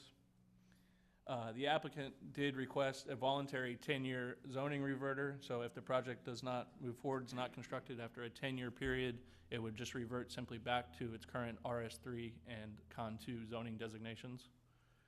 And this last condition is not listed in staff's report, but is being added as a staff recommended condition, and that is to ensure a mutually agreeable access to Spoonbill Marsh treatment facility for county use through the project. And ultimately what that means is the nature of how the exact access works will be further defined in the next step of the process, and it will need to be agreeable to Grand Harbor North, as well as the Public Works Director and the Utilities Director. A brief slide about the proposed neighborhood commercial development within the project. It is internal to the project. It's limited per our PD ordinance to a maximum of 17,440 square feet in total floor area. They may not build all of that. The criteria listed in the PD section limits the types of uses to neighborhood type commercial uses, which would be perhaps a small real estate office or a gift shop, very small, limited commercial type activity. There are minimum open space requirements for the neighborhood commercial site itself. It limits the total amount of land area that can be devoted to neighborhood commercial. It provides perimeter setbacks, again, for the neighborhood commercial site from residential. It limits the total commercial floor area, again, to 17,440, and it limits the timing of construction as units come online. They can only build at a pro rata rate. And additional details for the neighborhood commercial will be provided during preliminary PD plan, which is the next step. The landscape and buffering plan includes a typical PD type B buffer along the 63rd Street frontage, as well as the west property line where it butts up to some residentially designated property to the west. There is no buffer requirement along the North Relief Canal where it butts up to another Grand Harbor project. And also, essentially, the wetlands areas serve as the buffer to the lagoon. Also, in red is a 50-foot type A buffer along what we call the Ritchie property. And it should be noted that originally, when presented to P&Z, only 2 of these 3 sides was a type A. The west side was a type B. Through the the property owner of the Ritchie property speaking with the P&Z, the ultimate direction or the motion was to also include an additional condition that this west buffer also be a type A buffer. The applicant has agreed to making that change. They've updated the plans, and it's included in staff's conditions as well. Real quick, the environmental issues, again, there's approximately 37.36 acres of native uplands within the project site, and a minimum of 5.6 acres or 15% need to be preserved. And there's an area at the southwest corner where they've designated they will preserve that area. And 94.36 total acres, 100% of the wetlands area will be preserved on site, including, again, the county-operated Spoonbill Marsh facility.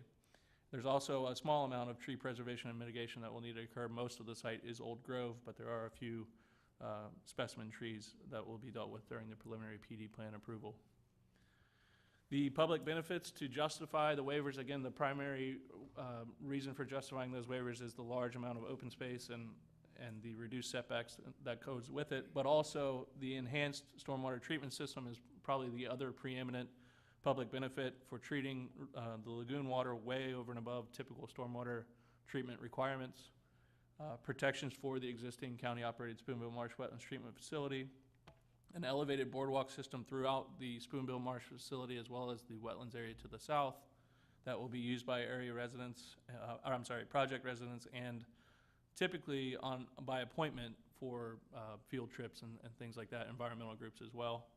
And lastly, access, again, through the project for area residents down to the 53rd Street Indian River Boulevard intersection. So on December 13, 2018, the P&Z voted 4-0 to recommend approval with staff's conditions, as well as the one additional condition that the additional landscape buffer along the west property line of the Ritchie property. The applicant has added the recommended landscape buffer to the plans, and that buffer condition is included in staff's recommendation, and the applicant has agreed to all recommended conditions. So staff's recommendation is that the board approve the PD rezoning and conceptual PD plan for Spoonbill Reserve with the conditions listed in staff's report, including the very last one, which is not actually listed in staff's report, is an additional staff recommending condition for mutually agreeable access to the Spoonbill Marsh facility. Thank you. Thank you very much, Ryan. Any questions of staff by the board? Commissioner O'Brien. Show the access you were asking for. Yeah, that's going to be, so Ryan, on the access to Spoonbill Marsh, that's still to be determined, basically? And Thank you, Mr. Chair, Commissioner O'Brien. So we have the actual verbatim language that we want to read into the motion, but yeah, it'll be determined at the PD plan, the next step in the process. And will that be prior to it coming back to us for the final approval on the PD? Yes, sir, Commissioner Solari, Commissioner O'Brien. The plan will show it at the PD level, and then ultimately at the LDP level, which is the third step, that's where the final details will be hammered out. So by the time it gets to you at final PD plan, it'll probably be through language in the plat. Okay, I'm sure Rich and Vinny will be working on this, but you know, a lot of times we have to go down there with some heavy equipment and do a lot of work, and so it can't just be like a little foot trail access or anything like that. That's the exact reason for the concern is the heavy equipment and things of that nature. And then can you go back to the overall plan that showed the settling ponds and the intake canal and all that? Yep. Let's see if does it show up on here. So, do you know, are they going to have to like clear that canal out to get good water flow? And whatever they do with all of that in the DOT ditch, do you anticipate that's going to improve our situation with the land trust property to the north or make it worse? Commissioner O'Brien, the applicant is here to speak on the specifics of the improvements. I believe even now with the FDOT, they're wanting to do some preliminary clearing of removal of exotics, just because it's almost choked out. But they can speak to the specifics of the sort of finished product, if you will. Okay, and I guess just somewhere they're going to have some type of a pump system drawing through that? Correct. I believe the pump system is more as at the the upland side, if you will, to draw water in. But again, they can speak to the specifics. Okay, I just want to make sure, if, you know, we're drawing more water in, we need to be cognizant of the fact that we're not raising the water level or head pressure or something, and that water is moving north. Sure. Onto the land trust property. We've been working with them for a while, try to alleviate all that. I just don't want to make sure, I want to make sure that this doesn't make the problem worse going forward. And then did you say when the man-made wetland treatment system integral to the project, is that going to be phased in with the development, or is that going in first? Or? That would be the first phase. The idea is to construct the stormwater treatment system is the very first step, if you will. Okay. All right. Thank you, Mr. Chairman. Thank you. I have a question, Ryan. Ryan, these roads are public roads then? No, sir, Chairman Solari, they are private. The way that they envision it working is that folks that are area residents would be given the RFID scanner or barcode to pass through, but otherwise it's gated and private. There is, let me back up, there is the ability for the public to come into the very northern portion to get to the neighborhood commercial side. I think they anticipate folks coming to, again, a gift shop, a bait and tackle shop, and maybe walking through the Spoonbill Marsh facility. But that's, south of there is gated and closed. Well, that's why I want to be sure that the public, Sure. when this is done, will have access to Spoonville Marsh. Yes. So that corner where you almost just pointed to it, yes, right there where the green is, where that's going to be a boardwalk, correct? Correct. There's several different connections. The boardwalk meanders throughout the Spoonville Marsh facility. It's going to be built, Correct. There's going to be additions to it. Correct. So will there be any parking right down that corner? There is, Chairman Solari, there's an existing parking area that's on the Spoonbill Marsh facility for county and authorized use. But how do you get to that then? Well, again, I'll defer to the applicant on some of the finite details, but this neighborhood commercial area you'll be able to park at as well and walk through.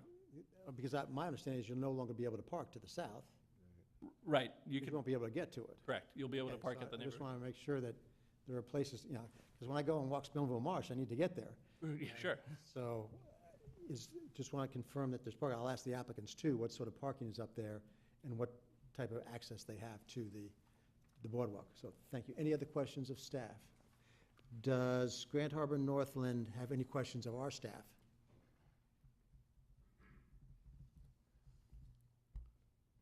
Good morning. For the record, Steve Moeller, Mass Stiller Moeller, representing Grand Harbor, Northland. Joe Colasano's here with me today. He's with Grand Harbor Northland, and Chip Swindell of Ecotech is also here. Do you have questions of our staff? Nope. Okay, at this time. So then, there being none, we'll move on to the presentation by Grand Harbor Northland. Okay. Floor is yours. We don't have a full presentation because your guys, as you know, always do a great job. There are a couple points I just wanted to elaborate on.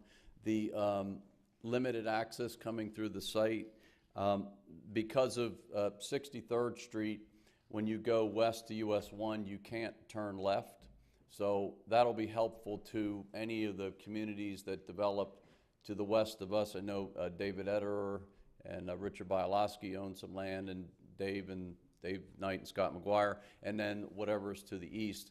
Any of those, and people that are Antilles if they so choose, and Dan Ritchie as well, can coordinate with the folks when it's set up to get sticker or whatever it is so that they can not, if they want to go south, it'd be much safer for them to come down through our community to get to the light of 53rd Street than it would be for them to, you're supposed to go out to the street and take a right and go up and do a U-turn, and whether people do that or not, I don't know.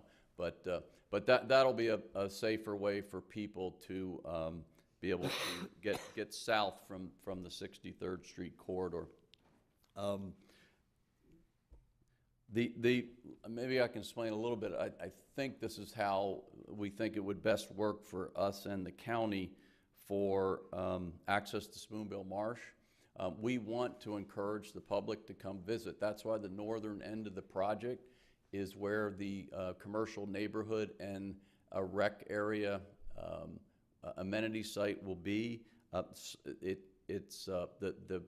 commercial neighborhood uses will be open to the public, and I would suspect that's where we want the general public, somebody with their kids to come, may not need an appointment if this is going to work out okay with utilities, that they could meander through the Spoonbill Marsh boardwalk system and learn about the environment, and there'll be enhanced signage and so forth for that. I do think that the existing, we have it planned that where the existing parking lot is, we still want the county utilities department to be able to get there, and if there is a school bus or other large party of people that you all would want to bring to the site and still want to get to that same point where you're doing that today, that'll be integrated into the project. But we wouldn't look at that as the just general public access there. We know you need to get there because the pumps are down that road. So so they'll actually be, that access will remain, and we'll also have a secondary access kind of at the northwest corner of where Spoonbill Marsh exists right now. So if I understand you right, then there will be no general public access to Spoonville Marsh when the project's completed. Basically the same as today. I think that really that's up to the county. You know, you have a treatment facility there, and if you're okay with the general public going on the boardwalks there, I think we're okay with that. Maybe, I know Vinny was here, or is here, he might want to comment on that. I can't say we've described or discussed that in a lot of detail, but it is our intent that we want this project to be seen as an environmentally conscious project, and we want to encourage people to come to the northern end of the site, to go to the commercial neighborhood site, to then be able to rent kayaks there or whatever, and or if they choose to go into the Spoonbill Marsh facility and walk the boardwalk. The boardwalks system will be accessible from that point. We're expanding the boardwalk system, what we're proposing to do. So it is our goal to have the public be allowed to come into Spoonbill Marsh, yes. Okay, thank you. Yep, absolutely. Any other questions for the applicant? Steve, I don't know if you or Chip could answer the question about the intake canal and yes, I can answer impacts that. on the, Yeah, we've been working with St. John's. We already have our ERP permit, and we have our DOT permit for the project. Yes, the DOT canal down at the very east end is, I would say, it peters out, and there's not much of a canal down there at all. So our approval from St. John's, we still need an Army Corps permit, is to do some dredging of the channel out to the river and to create a dike there, and that channel will be widened and deepened sufficient that at low water levels, is what our calculations have been done, that the amount of water that we want to pull back, that the head that would be created would be very reasonable, less than 6 inches. So we don't want to disrupt and have it flowing, you know, very fast through there. So it's going to be wide enough that the velocities will be very slow. But it comes into the settling basin. That's if you look up at the top there, the first settling pond is connected to that channel, and the pumps are at the west end of that, and it will simply lift the water up over the road. Obviously, the pipes will be under the road, and it will go into another settling pond from which it will overflow by gravity into the head end of the circuitous wetland system that will be through the site. So that's which will be planted with wetlands, and there'll be some lagoons in there as well. And the entire length of that is 11,400 feet. So it's 2 miles almost. So it's very substantial. It's well over 200 feet wide. So that's how that will work, and it will provide benefits to our whole community. This was a vision really of, I can't take credit for it, it was Chip and Chris Cleary when he was at Grand Harbor. They wanted to do something with the property in addition to what was done at Spoonbill Marsh because they're near the river, they can do this. Not every project can do this. So they wanted to develop something like this that would provide for more nutrient treatment from the river, well beyond what St. John's requires. St. John's only requires, when a developer does a project, to whatever's coming off the land today, the development has to provide a treatment system just to get it back to that level. so it doesn't increase any impairment problems with the river. Our project proposes to take way beyond what we're supposed to do to help the Indian River Lagoon. Any other questions, Commissioner? Now we've asked a lot of picky little questions. Having said that, I just want to say that having followed this from some years ago, I think this is an incredible, gutsy, cutting-edge project. I think this is the type of project which, combined with Spoonville Marsh, is actually going to be a destination point for a lot of people. It's one of those things where I actually need to congratulate the developer and Chip in this case, and the Grand Harbor organizations, because it hasn't been easy, and that's clear. There's a tremendous amount of time, effort, and money. I think doing something which, as you pointed out, goes above and beyond. I think, I got here on the commission right at the bus, so I haven't seen too many projects come along. But that said, this is certainly the most impressive project, at least conceptually, that I've seen or been part of as a county commissioner. So I want to applaud you for your efforts. I know you have a tremendous amount of work still to do, but if it does get in like you envision and does what you hope, it will be a tremendous benefit for the whole community. I think it's very exciting. So I wanted to get something positive out, in the midst of all the picky uni things. With that, I'll ask if staff has any questions of the applicant.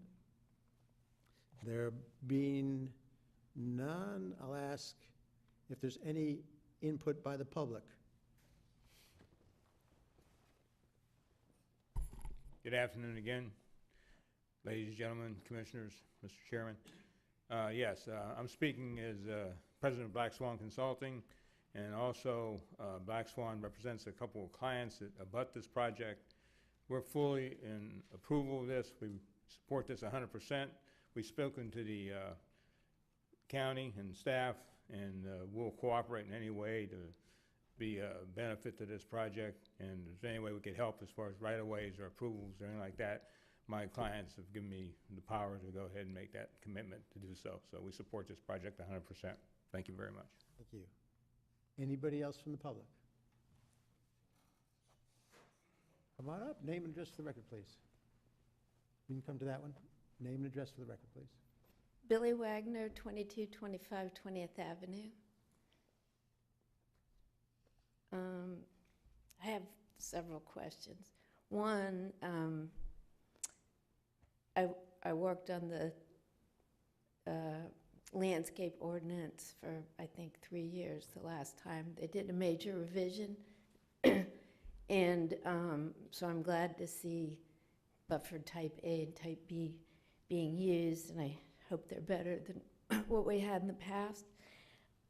I wanted to know which commissioner falls in this district of this project? Which district? It's in, okay. And, all right.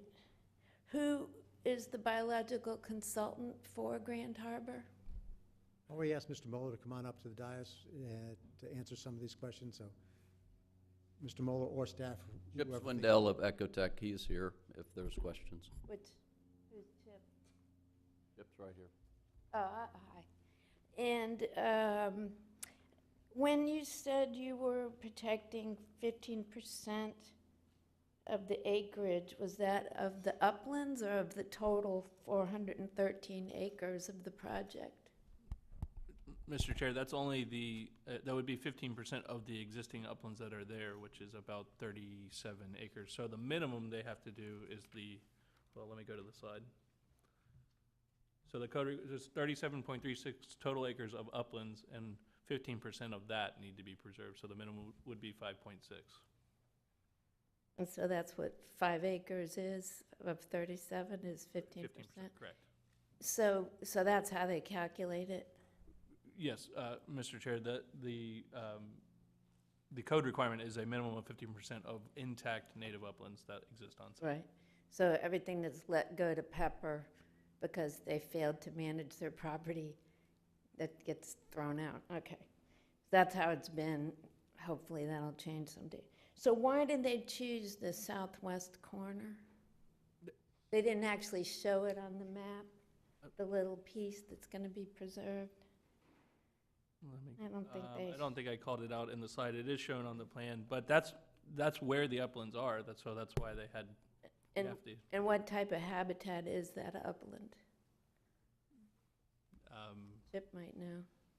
It's a combination of oaks and pines and scrub, palmetto, I should say. Okay, well, one of my. Chip said I said it correctly. Okay. And, you know, any site work being done will affect, especially if that's right where the entrance is? There's no entrance there. Okay, okay. So one of my concerns is the eagle nest on west of the Ritchie property, and it kind of is on a property line. It's fairly near a property line. Then the county is aware of the nest. So all three properties will affect this eagle nest because the Grand Harbor property falls in within the 660-foot radius circle. The Bielowski property does. It actually, I think that's where the nest tree is. And the property to the south, I don't know who owns that. So be that as there are very few pines left on the Bielowski property, and eagle nest trees can be hit by lightning or things that have affected them in this county. I've had eagles. I've been watching the eagles in this county for 11 eagle nesting seasons. I've been watching this nest already. We have observations for 31 times this season so far. They haven't hatched their eggs yet. I don't know when this project is actually really going to go forward, but I'm a little worried about this 10-year zoning reversion if they don't get around to doing anything. You know, they kind of put this stuff into place, but don't actually get around to pushing any dirt. Or after 10 years, they'll push a little dirt around and then get it reapproved. So I just want that eagle nest to be taken into consideration, and that wherever there are pines, you have to be very careful. You develop anywhere near a pine, it's going to die. They're very susceptible. Eagles only nest in old pines, like 80 years old, with a certain specific type of structure. And we're losing those at a rapid pace. Waterway Village just cleared a swath of huge pines. The county cleared a swath of pines at 20th Avenue where the intergenerational center is, but they also cleared the whole chunk all the way to 20th Avenue for no apparent reason. It had nothing to do with the intergenerational center.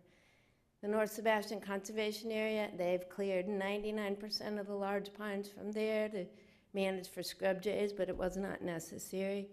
There was an eagle nest up there.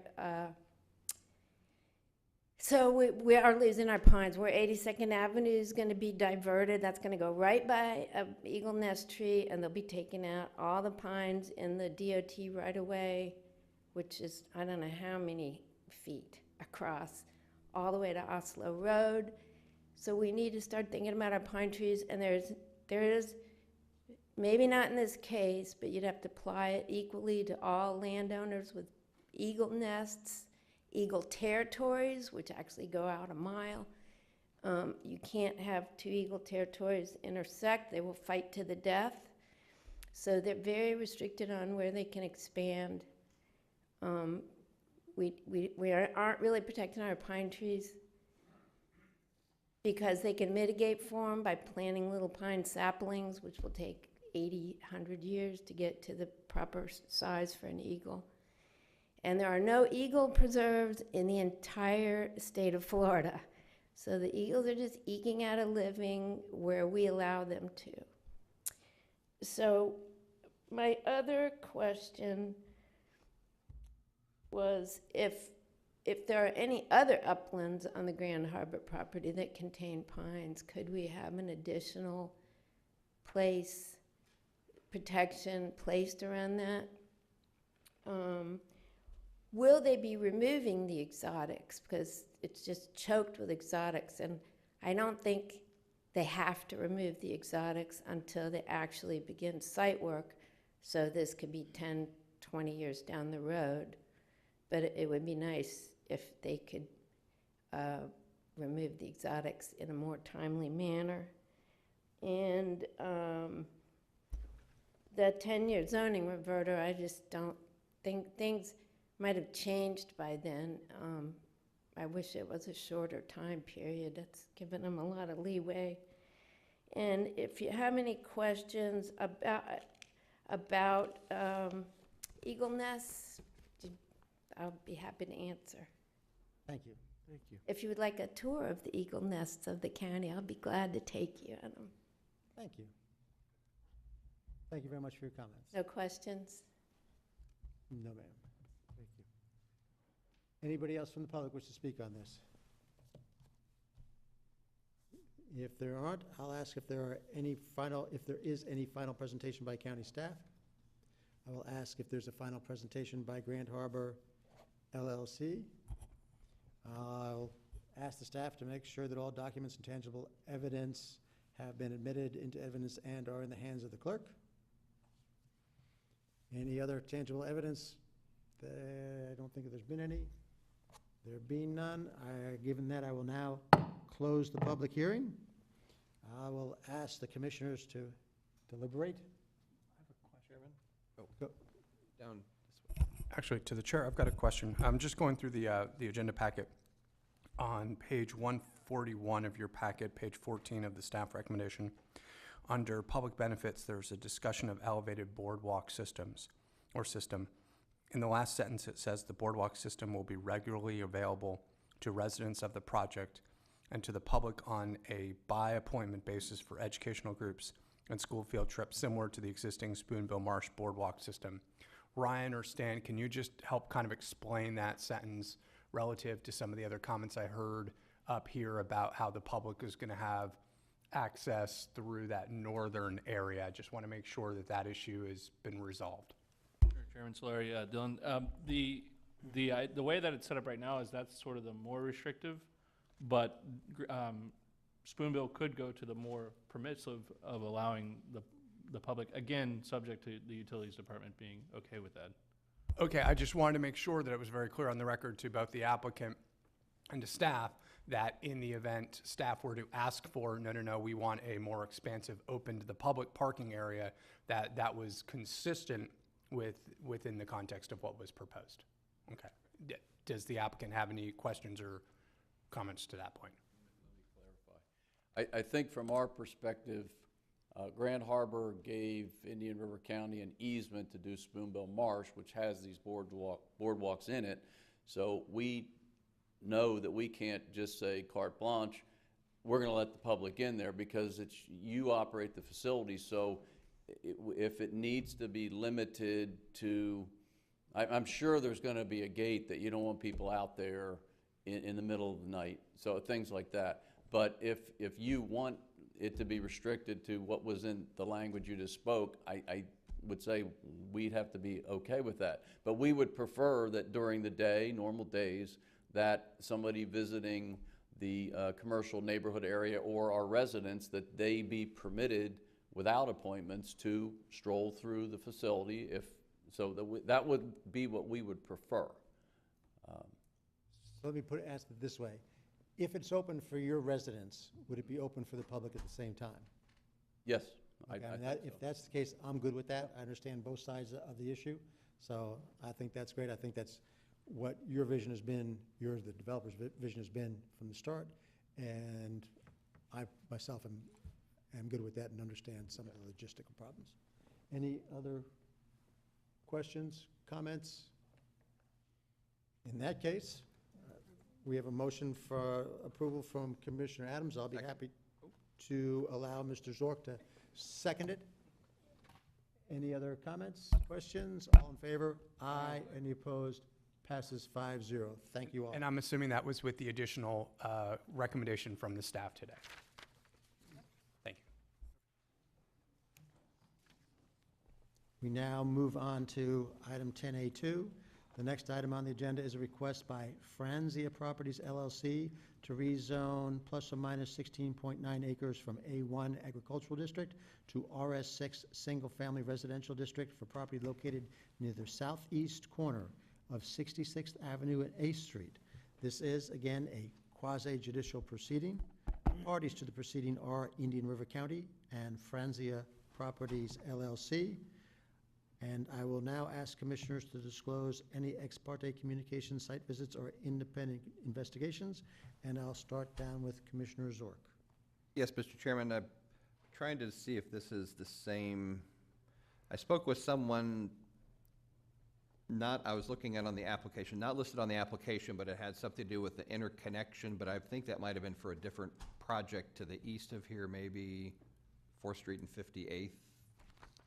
Or 1st Street and 58th. It was just a conversation about interconnection between projects, and I don't know if this, I don't think this is the same one. So, okay, so I have had no conversation, but I do drive 8th Street on a daily basis and had seen the county, when they had noticed the property, the signage that's out in the front. Thank you. Commissioner Adams? No. None that I'm aware of. Commissioner O'Brien? None that I'm aware of. And Commissioner Fletcher? No, none that I'm aware of.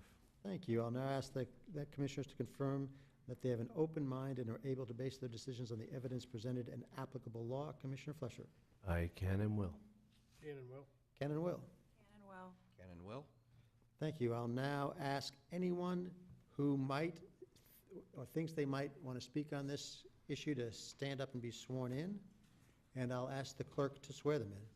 You swear or affirm to tell the truth, the whole truth, and nothing but the truth? And with that, I'll officially open the public hearing. Presentation by county staff. Stan. Thank you, Mr. Chairman. Again, for the public record, Stan Bowling, Community Development Director. Bill Shute with our long-range planning section, who will become the leader of that section when Sasan Rahani retires in June. He handled the application and made the presentation to the Planning and Zoning Commission, so I'd like Bill to make the presentation to the board this morning.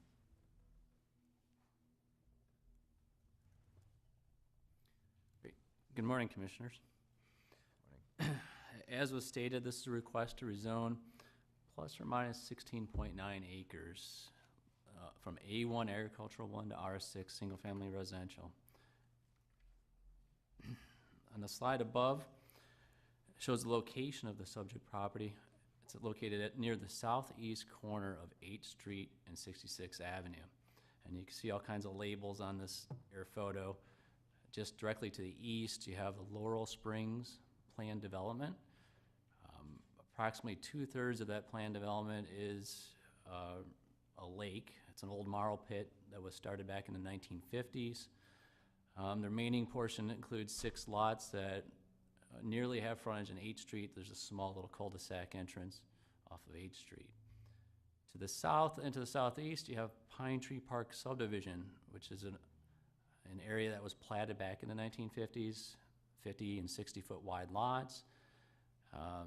In fact, the majority of the area, the half-mile segment between 8th Street and 4th Street, and the mile segment between 66th Avenue and 58th Avenue, is platted with the Pine Tree Park subdivision.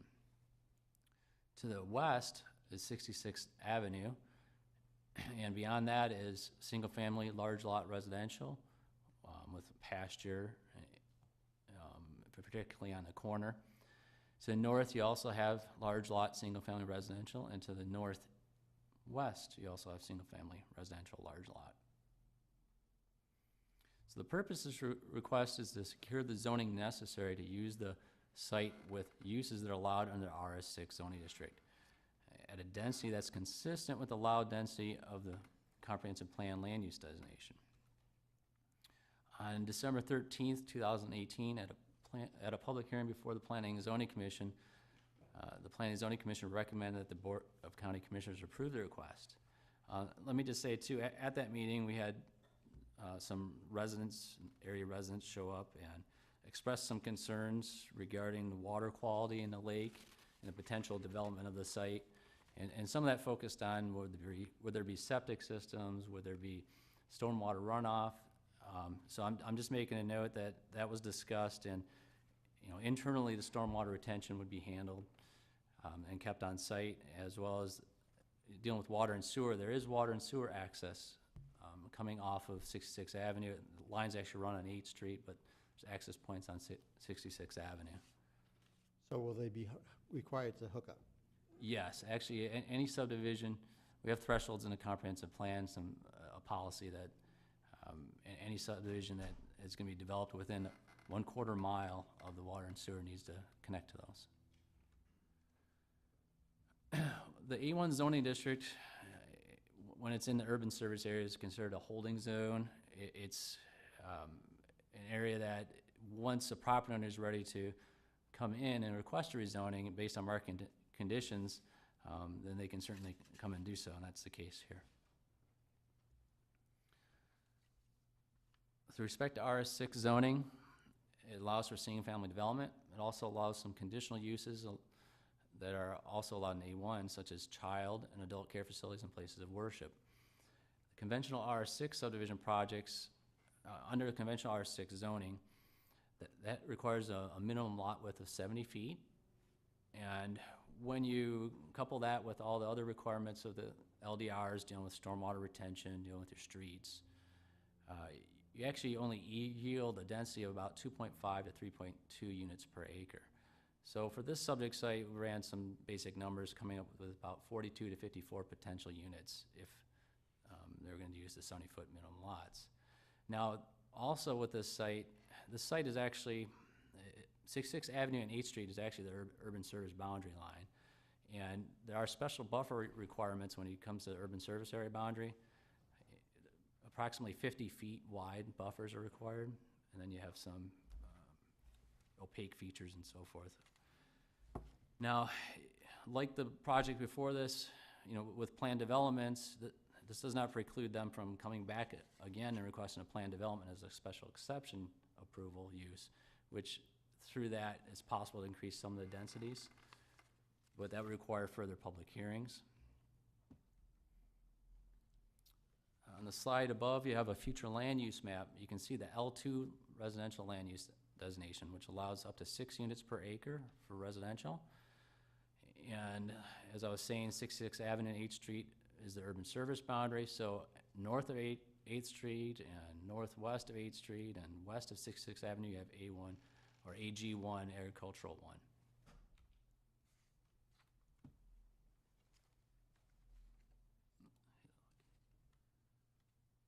With respect to zoning, the subject site is A1 zone. Directly to the east is RS3, single-family residential, 3 units per acre. To the south and southeast is RS6, 6 units per acre, single-family residential. And again, to the west and northwest, you have agricultural 1, up to 5 units per acre, we like to say, but it's really a 200,000 square foot. And also to the north, I'll make note there's the B3W Canal. The proposed zoning map shows the zoning is R6 at the corner. And as with all rezoning requests, there's set criteria that the county must analyze, and that includes concurrency, consistency with the comprehensive plan, consistency with the county land development regulations. We look at the environmental impact, and we look at the compatibility with surrounding uses. With respect to concurrency, there's certain facilities we have to specifically look at. Those are transportation, water, wastewater, solid waste, stormwater management. And there's currently capacity in all those facilities, but a more detailed review will be done at the time of project development. With respect to the comprehensive plan, we look at the entire comprehensive plan, we look at the future land use map, but of particular importance, our policy is 1.11, 1.12, and 2.2. One, this property is located within the urban service area. It's consistent with allowed L2 land use designation of up to 6 units per acre. And with respect to the consistency with the county land development regulations, we look at the criteria under section 902.123 standards review. We found that is consistent with those standards. And environmental impacts, we look at it in general because it really gets down to the site development stage later on when you look at the specifics, but the impact is the same for the current proposed zoning. The properties formerly contain citrus groves, currently used for pasture and are no longer in their natural state. So with the rezoning request, there's no adverse environmental impacts. And again, now there's a lot of information on this slide, but really focusing on the adjacent uses. So on the north, you have A1 zoning, as mentioned. It's separated by 8th Street and the B3W Canal. There's 90 to 135 foot of right-of-way in that area. It's outside of the urban service area, existing large lot single-family homes, and as mentioned earlier, there's a buffer yard requirement at the urban service boundary area, so there's no incompatibilities. The west, it's a similar circumstances. You have A1 zoning. It's separated by 66th Avenue, 90 to 120 feet of right-of-way. There's existing large lot single-family homes. There's a pasture. It's outside the urban service area, and the buffer yard requirements would apply.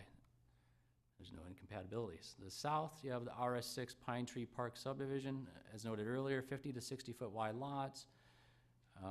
If this were developed with RS6, you'd have 70 foot wide lots. There's no incompatibilities. To the east, you have the RS3 Laurel Springs subdivision. As noted, 2/3 of that area is an old marl pit, a lake, and there's no incompatibilities. And adjacent land north and west, you have the A1 2.26 acres right at the corner, which is a non-conforming lot with an existing single-family home. There's no incompatibilities. And in conclusion, the requested RS6 is compatible with the surrounding uses, consistent with the comprehensive plan, meets concurrency tests, meets criteria to be rezoned, no additional environmental impacts, and staff supports the request. But before I say the recommendation, I did want to make a note. I had a mental note to remind myself to do this. But looking at the future land use, I did want to make a note that earlier I had said that Pine Tree Park subdivision took up a majority of the area between 8th Street and 4th Street, 66th Avenue, 58th Avenue. So with respect to the future land use map, this is kind of an unusual area where you have L2 designation that kind of protrudes into an agriculture area, where this is existing because of the old, the area predates the comprehensive plan from the 1950s, and the county maintained the policy of that same development density in this area versus when you you zoom out on the map, which I didn't in this case, you'll see there's a step-down approach where it might be L1 up to adjacent to agricultural area. So I just wanted to come back and say that. So getting back to the recommendation, staff and the Planning and Zoning Commission recommend that the BCC approve the rezoning request from A1 to RS6 by adopting the ordinance attached to the agenda item. Thank you. Commissioners, do you have any questions of staff? Not at this time, Mr. Chairman. Does Franzia Properties have any questions for our staff? Does Franzia Properties wish to make a presentation? Name and address for the record, please. Steve Sullivan with MBV Engineering, and we have no comments. Thank you. Does anybody from the public wish to comment on this item? Welcome. Name and address for the record, please. For the record, my name is Marilyn Yergler, Y-E-R-G-L-E-R, and I live in Pine Tree Park.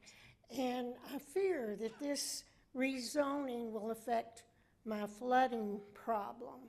I live at 6526 5th Place, and my home was built in 1950, one of the very first homes that was built in that area. And I jokingly tell everybody that if I spit in my backyard, my house floods. It's not quite that bad, but it's close. During Hurricane Irma, I had 4 inches of water in my house for 4 days. When my house was built, there were no other homes in the area, and it was built flat on the land. Since then, it's been developed, new homes have been built, and they've been elevated significantly. Anytime it rains, water from the neighborhood runs onto my property and floods my house. I have spoken to Mr. Zork about this, and he said the county really couldn't do anything about it. But I'm afraid with the new development, the water from the subdivision will run down on my property as well. And I'm wondering if there's anything that can be done. I've done everything I can do personally.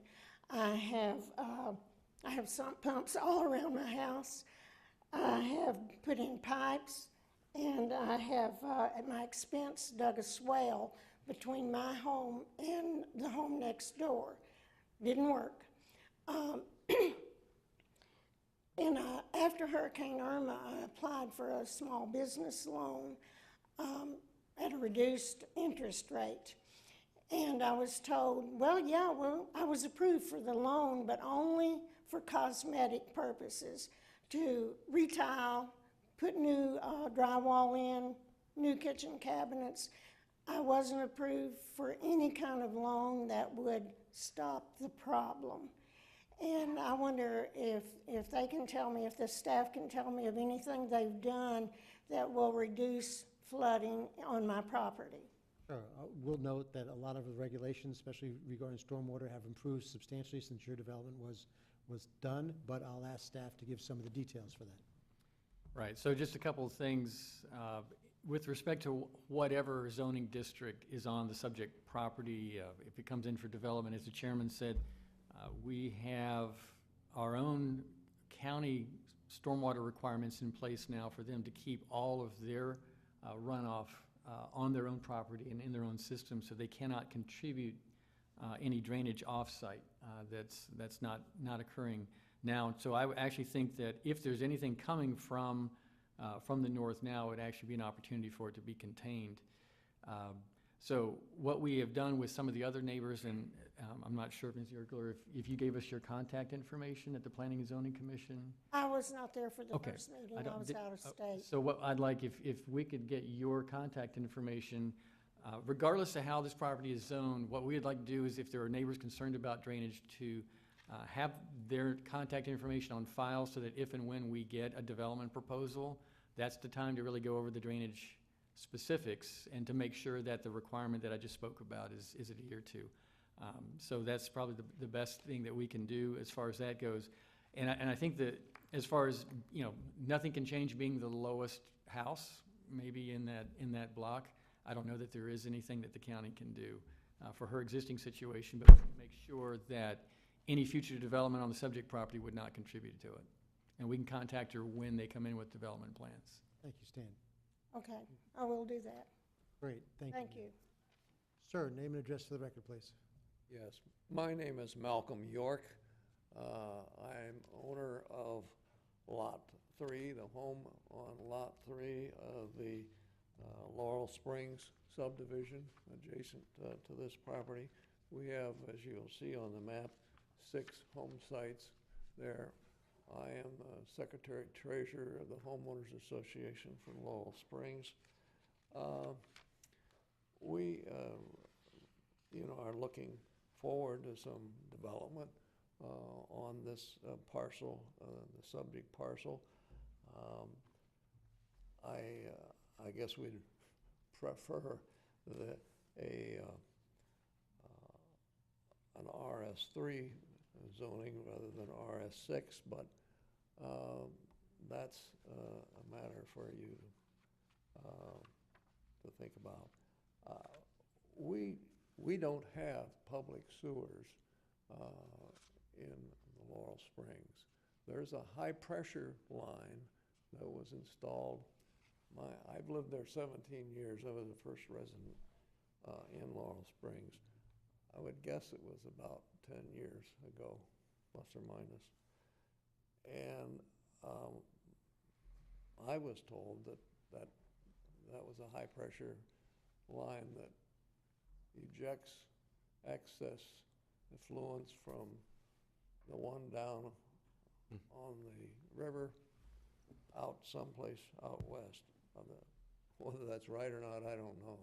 Anyhow, we've all built up the land there, since it is marl. That was a marl pit.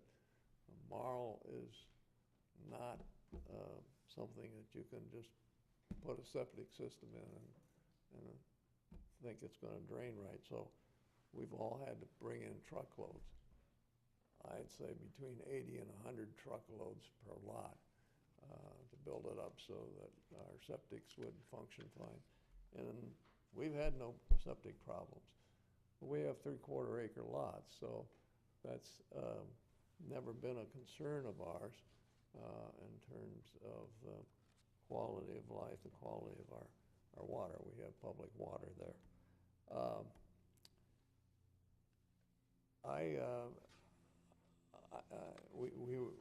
We're a little concerned with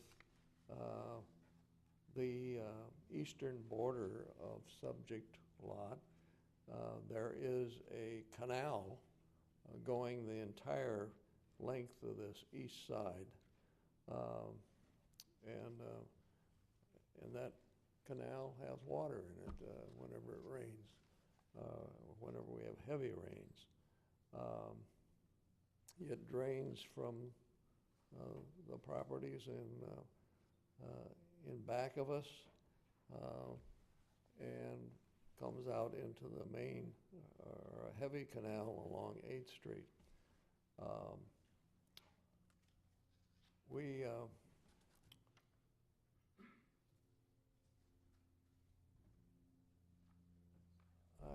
I think the availability of sewers would be extremely important in this property. So I'm glad to hear that there are sewers available along 66. I'm not personally aware of that. I don't have any other comments at this time. Thank you. Anybody else from the public wish to speak? Name and address to the record, please. My name is Jason Yergler, and my address is 6425 5th Street. Not sure if the commission is aware, obviously this would be something when they decide how many residences to build, but just for the record, we've had a pretty significant traffic issue at the intersection of 8th and 66.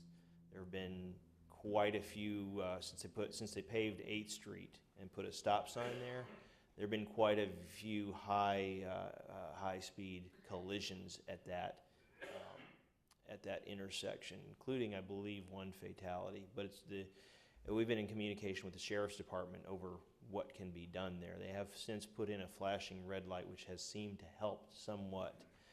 But if you're going to put, that's going to be the main point of entrance and exit for that any new development in there. That's going to be something you guys need to seriously consider, putting a stoplight in there or something to mitigate that traffic problem. And certainly at that time, the traffic will be looked at very strictly. Right, as I say, but I just want to put it on the record now as something that that neighborhood's very concerned about. We're happy to hear about the concern and to have it on the record. Okay. Thank you very much for coming today. Anybody else from the public? There being nobody else from the public, I'll ask if there's any final presentation by staff. Is there any final presentation by the Franzia Properties? I'll take it that all the documents and tangible evidence have been passed on to the clerk. And I will now close the public hearing. Commissioners. Move staff recommendation. Second. Motion from Commissioner O'Brien, second by Commissioner Flesher. Any other questions or discussions? There being none, all in favor? Aye. Any opposed? Passes 5-0. And with that, we'll take a hopefully quick 5-minute break. We can try to be back in 5 minutes. That'd be good. And we're back for the final portion of today's exciting meeting of the Board of County Commissioners. The epilogue. And we will move to Office of Management and Budget, Spring Training Facility Revenue Bond Series 2001, Approval Resolution for Partial Early Payoff and Budget. And I dare you to make this exciting, Kristen. I hope I can live up to that. Good morning, Commissioners. Kristen Daniels, Budget Director. Today I have the Spring Training Facility Revenue Bond Series 2001 approval for early partial payoff and the associated budget amendment number 5. So these bonds were originally issued in 2001 to finance a portion of the acquisition and expansion of the Dodgertown Spring Training Facility for approximately $17 million, and the current outstanding balance is $5,665,000. So the bonds were originally secured by 3 different revenue sources. The first was the annual $500,000 payment from the state. The second is the 4th cent tourist development tax, and the third is 86% of the local government half-cent sales tax. In 2013, the board approved a partial payoff of $2,275,000 from general fund reserves to pay down a portion of this debt. This payoff eliminated the need to utilize the half-cent sales tax, and going forward, the bonds were solely funded by the state contribution and the tourist development tax. So most recently, on December 18th, 2018, the board voted to approve the historic Dodgertown facility lease agreement, which included staff's financing plan. This financing plan proposed an additional $1,125,000 partial payoff of the bonds.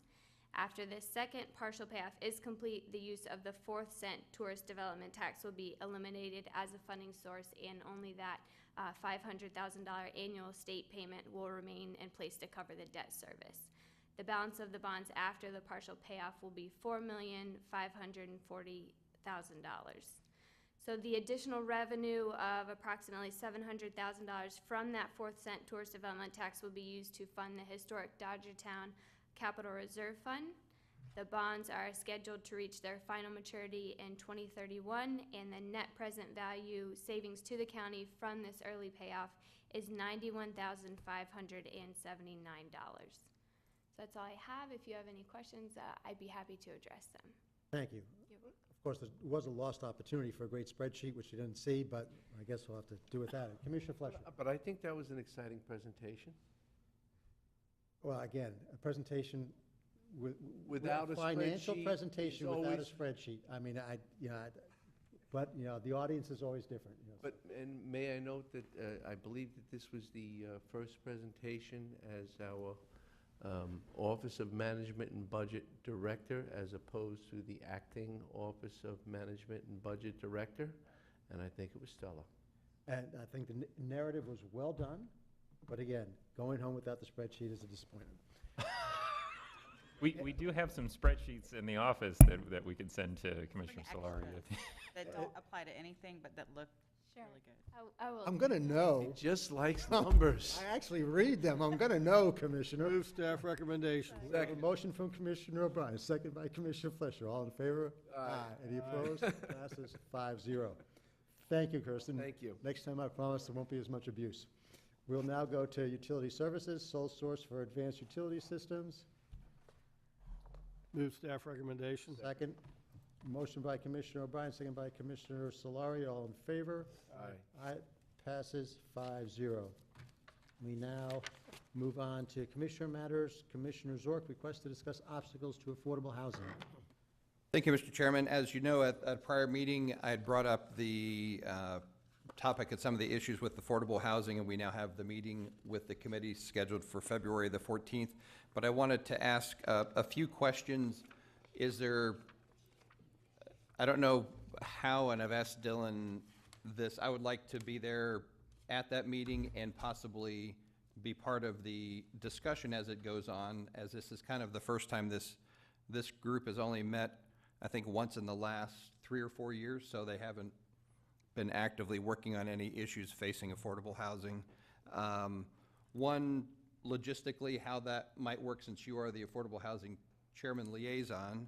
I had also submitted some questions to staff, and with good news that 2 of the 4 items that I wanted to see brought up were going to be part of their presentation.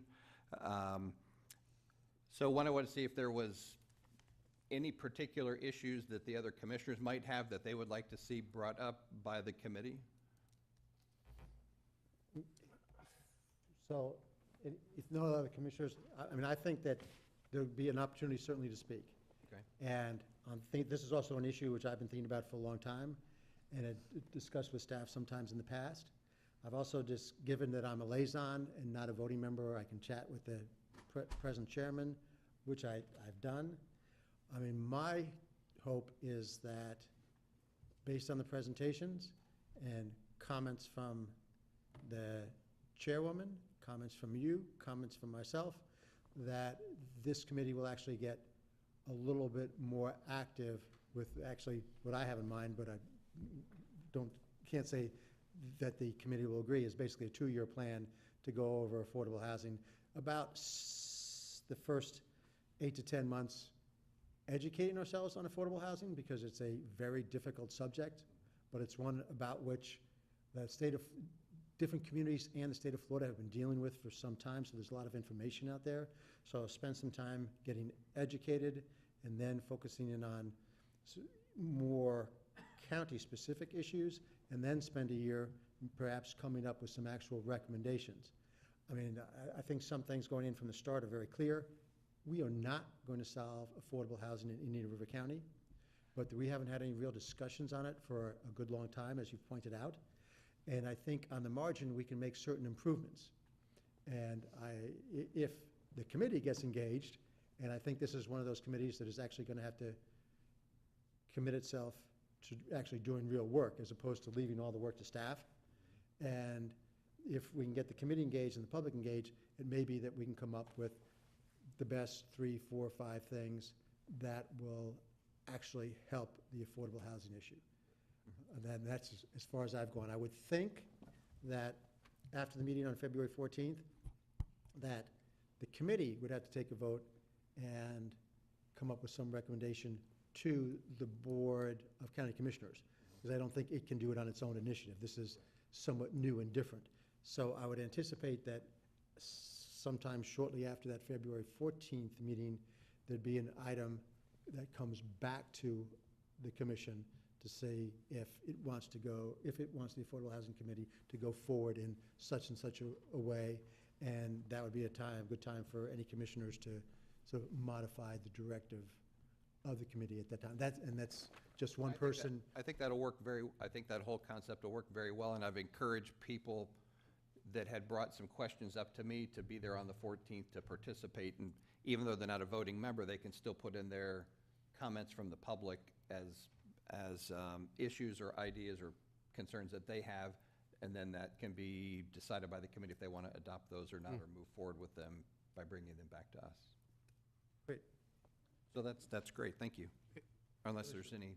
If I can clarify, however, if there are 2 or more members of the Board of County Commissioners who are going to be at the Affordable Housing Advisory Committee meetings, and they do plan to speak, I think it would be appropriate for us to at least let the public know that that may happen as part of the Affordable Housing Advisory Committee process. So we've made notes before. There may be 2 or more commissioners who may be attending this meeting and speaking on behalf of an issue. We can do that. So on that one, I'm not sure it's necessary for the Sunshine Law, but I'm happy to go in abundance of caution. I mean, we've shown up I'm happy to do that, and I would then go ahead and do that for all the Affordable Housing Committee meetings. Yep. So that we just make a practice of it, because I think this is something which may well engage the commission as we go through. If not every meeting, but you never know when somebody's going to step in, and I think it'd be more than appropriate for somebody to step in. Perfect. I don't know that we need to take a vote or anything like that? No, just wanted to have this discussion before the 14th meeting. Thank you. More than appropriate. Pleasure. Move on to Solid Waste Disposal District, CCNA 2018 Work Order Number 4 to Geosyntec Consultants for Engineering Services with a focused feasibility study for use of deep injection well for disposal. Mr. Burke. Thank you, Chairman. For the record, Vincent Burke, Director of Utility Services. We know that this option certainly is not going to be endorsed today, but certainly that staff would like to have permission to evaluate any and all options with respect to the leachate from the landfill and the centrate, which is the liquid side stream of the residual dewatering facility. You may recall that when the county was prohibiting out-of-county waste, we severely reduced the concentration, the volume, but yet we are still now building a new cell, and we would therefore anticipate additional leachate to be generated over the next 20 to 30 years.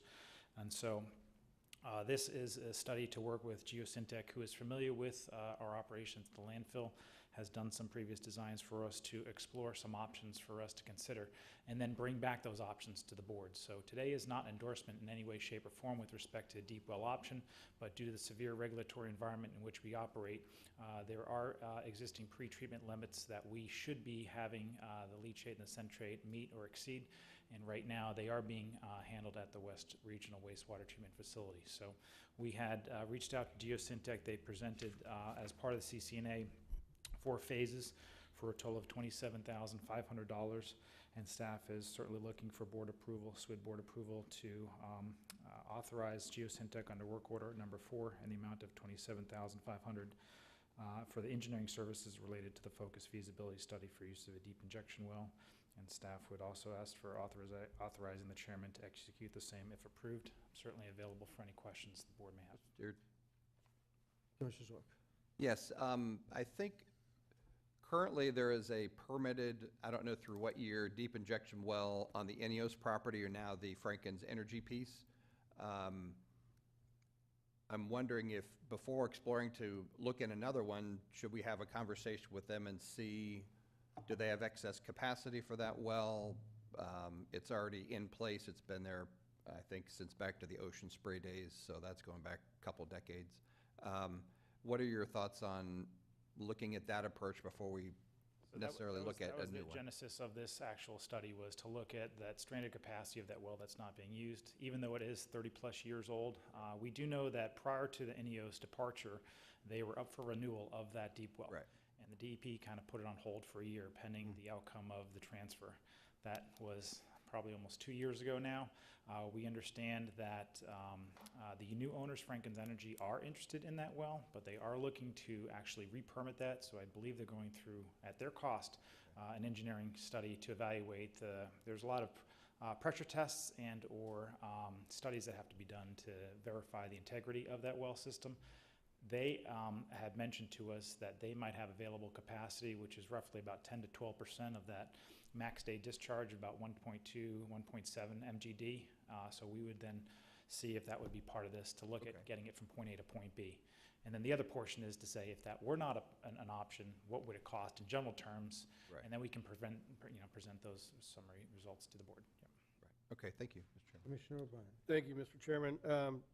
Vinnie and I had talked about this, and just for the record, I'm not a huge fan of deep well injection. I have some concerns that just because it's out of sight doesn't necessarily mean we have actually solved the issue. But at the same time, I clearly recognize that we're getting back to some corners with what we can and can't do with some of our reuse and leachates and things like that. So I'll be supportive of the staff proposal to at least look into this as an option. And I don't know if it's appropriate here at this point or in the future, but I would like to see our staff get with DEP and St. John's and whoever else is necessary at a fairly high level and start talking about, you know, as we convert more and more septic to sewer and we grow, we just had a new development coming in that's going to be on sewer. I really think the golf courses can only take so much, and pretty soon we're going to be tapped out there.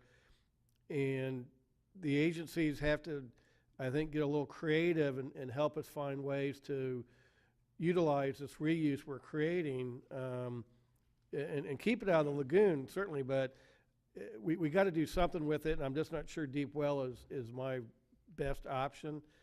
So I would like to have us have some fairly good high-level meetings with the agencies and try to do some brainstorming about what other options do we have, and just follow that further just so we can find a way to utilize this without, you know, again, I'm just not a big fan of deep well, but we have to look at it. So that's kind of where I'm at. Okay, and I'm close to you, but last Thursday or Friday when I talked to Vinny about this, I told him that I'd probably vote for it today to go forward, but I couldn't imagine myself ever actually approving it. And over the weekend, I both spent more time on biosolids and read an article in the Wall Street Journal, just the heading, "Farms More Productive Than Ever Are Poisoning Drinking Water in Rural America." Copies should be all in your boxes and sent to Vinny and Jason. And you know, I try to be rational as I go approach most of the things. But the biosolids issue has got me apoplectic. I mean, seriously, I can barely control myself emotionally because it is just so irrational. The more of these scientific papers I read that says A, B, and C, and what's happening is A, B, and C, but somehow it's just not becoming the result. I'm at a near loss to control myself. So I just can't see this as being part of the solution, and because of that, and because of the impact that the biosolids has on me emotionally, I'm going to vote no today. So with that, any other comments or questions? Anybody from the audience wish to speak on this? Mr. Chairman? Yes. Under that same discussion, I had a meeting last week with some folks that are looking at some other uses for ag land, but still with ag usage that I know as we look at for reuse water capacity, hopefully there may be some appropriate ag uses for reuse water. But I know some of the things coming off the landfill would not be appropriate to use for that because it's a different type of material that you have to treat differently. But in this, if we award this proposal going forward, can we ask them to think outside the box? Also, here's 2 other things you might want to consider, or will they bring us back a menu of solution options to deal with disposing of this material? So this was also started when CDM Smith was asked to look at the leachate and centrate production as part of their design for the new cell construction, which they're engineer of record on. And one of the options they had mentioned was putting a reverse osmosis treatment system at the tail end of the leachate and centrate collection. But then you have DC concentrate that you still have to dispose of. You still got to get rid of that. You can treat that, and the cost we had just put in here, an estimated cost for the capital cost, but the carrying cost for O&M. So at the end of the day, you're not really substituting a final number. We can certainly go back to Geosyntec to come and back to them to say, what other options exist? Right. We did look at what other landfills do, and a majority, not all, either send it to their wastewater treatment plant or use a deep well injection. That's in the southeast portion of the DEP. And so that was in the CDM report, I think we mentioned in here, but we can reach out to Geosyntec to look at other options with respect to a non-deep well injection if there are some that exist. Right, something that doesn't turn it into something else that you then now have a new product to dispose of, but I would support it if it would include that additional language. I don't know if their scope would include these other options in that, and if it doesn't, maybe you have to bring it back, but I think we have to look at some other. I can't speak for Geosyntec, but it did focus on, one, the installation of a new deep well, just to see what those costs are. What are the hydrologic, what are the regulatory, what are the actual financial costs of doing so? The second was to perhaps purchase the deep well as part of the Eco District site. If they're willing to do that, they may or may not be. And then the third was to enter into agreement to allow the county to use a portion of the carrying capacity of that deep well. So that's what we were looking at as far as the options. We can certainly go back to Geosyntec if the board would like us to do other exploratory options, but in looking at the CDM report, it was an either or. It was either sent to the wastewater plant or sent to the deep well. So for me, I'd rather see what other options there are before we send them down a deep well injection kind of feasibility. How would that work? What would that cost if there was and if that means bringing something different back for them, I'm fine with that too. And I think obviously the staff's preference isn't for the deep injection well. We're looking at it as maybe the least bad choice potentially, but as we're going here, I think there are some other options that we can explore, and I don't know if that maybe it needs to be part of Geosyntec's work order, or it may not need to be. We could have them look at the deep injection well, but there are some other alternatives that I think we could explore further and present those back to the board as well. Mr. Chairman. Commissioner Fletcher. You know, I'm always fond of Geosyntec's work, and sometimes the results that may be unfavorable are just as good as those that are favorable and supportable. I'm not fond of deep injection well either, and obviously you're hearing that across the board. And then the question begs, do we authorize $27,000 to find out exactly what we feel, although we're not scientists, but do we spend that funding to know, all right, and not know the other options? So I would rather see, rather than to go forward, to see if we can include that and see what other options we can get to entertain, as opposed to, is this a viable or unviable shot for $27,000? Because we've done everything we can to avoid that deep well injection aspect anyway in the past, so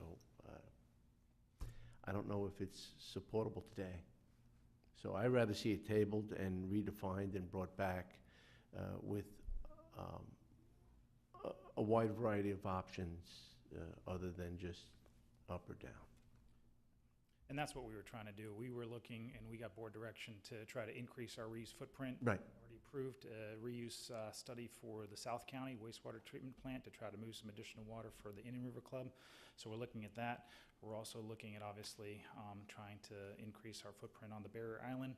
This is one option of many in trying to diversify our portfolio with respect to the leachate concentrate, but also for the wet weather disposal. So as Commissioner O'Brien said, when those golf courses are saying, hey, we're done, we have to then move that water somewhere. So if we have land available, that's great, but if we don't have land available, then the clock starts ticking from our TMDL that has been assigned to us in 2009 from the DEP. And so we have, for the last couple of years, been very stringent with our TMDL waste oil allocations. We've done some innovative projects, and all we're trying to do is to bring as much information back to the board as possible to make an informed decision.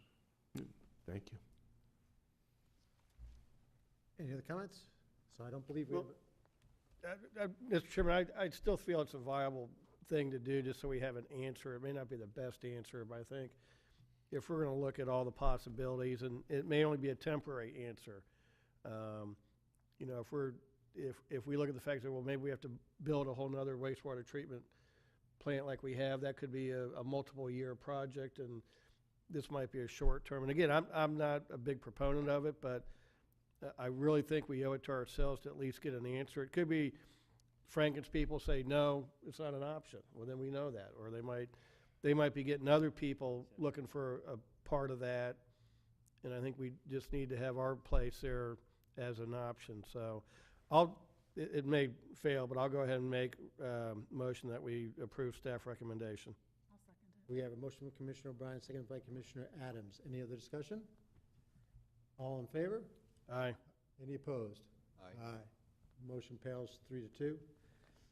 But I think that it's clear, Vinnie, that you will have to come up with some options. So I think the next step is to sort of follow up on what those options might be, and when you're ready to come back to the board. And I wouldn't be surprised if the options end up being more expensive than they would have been with the deep well injection.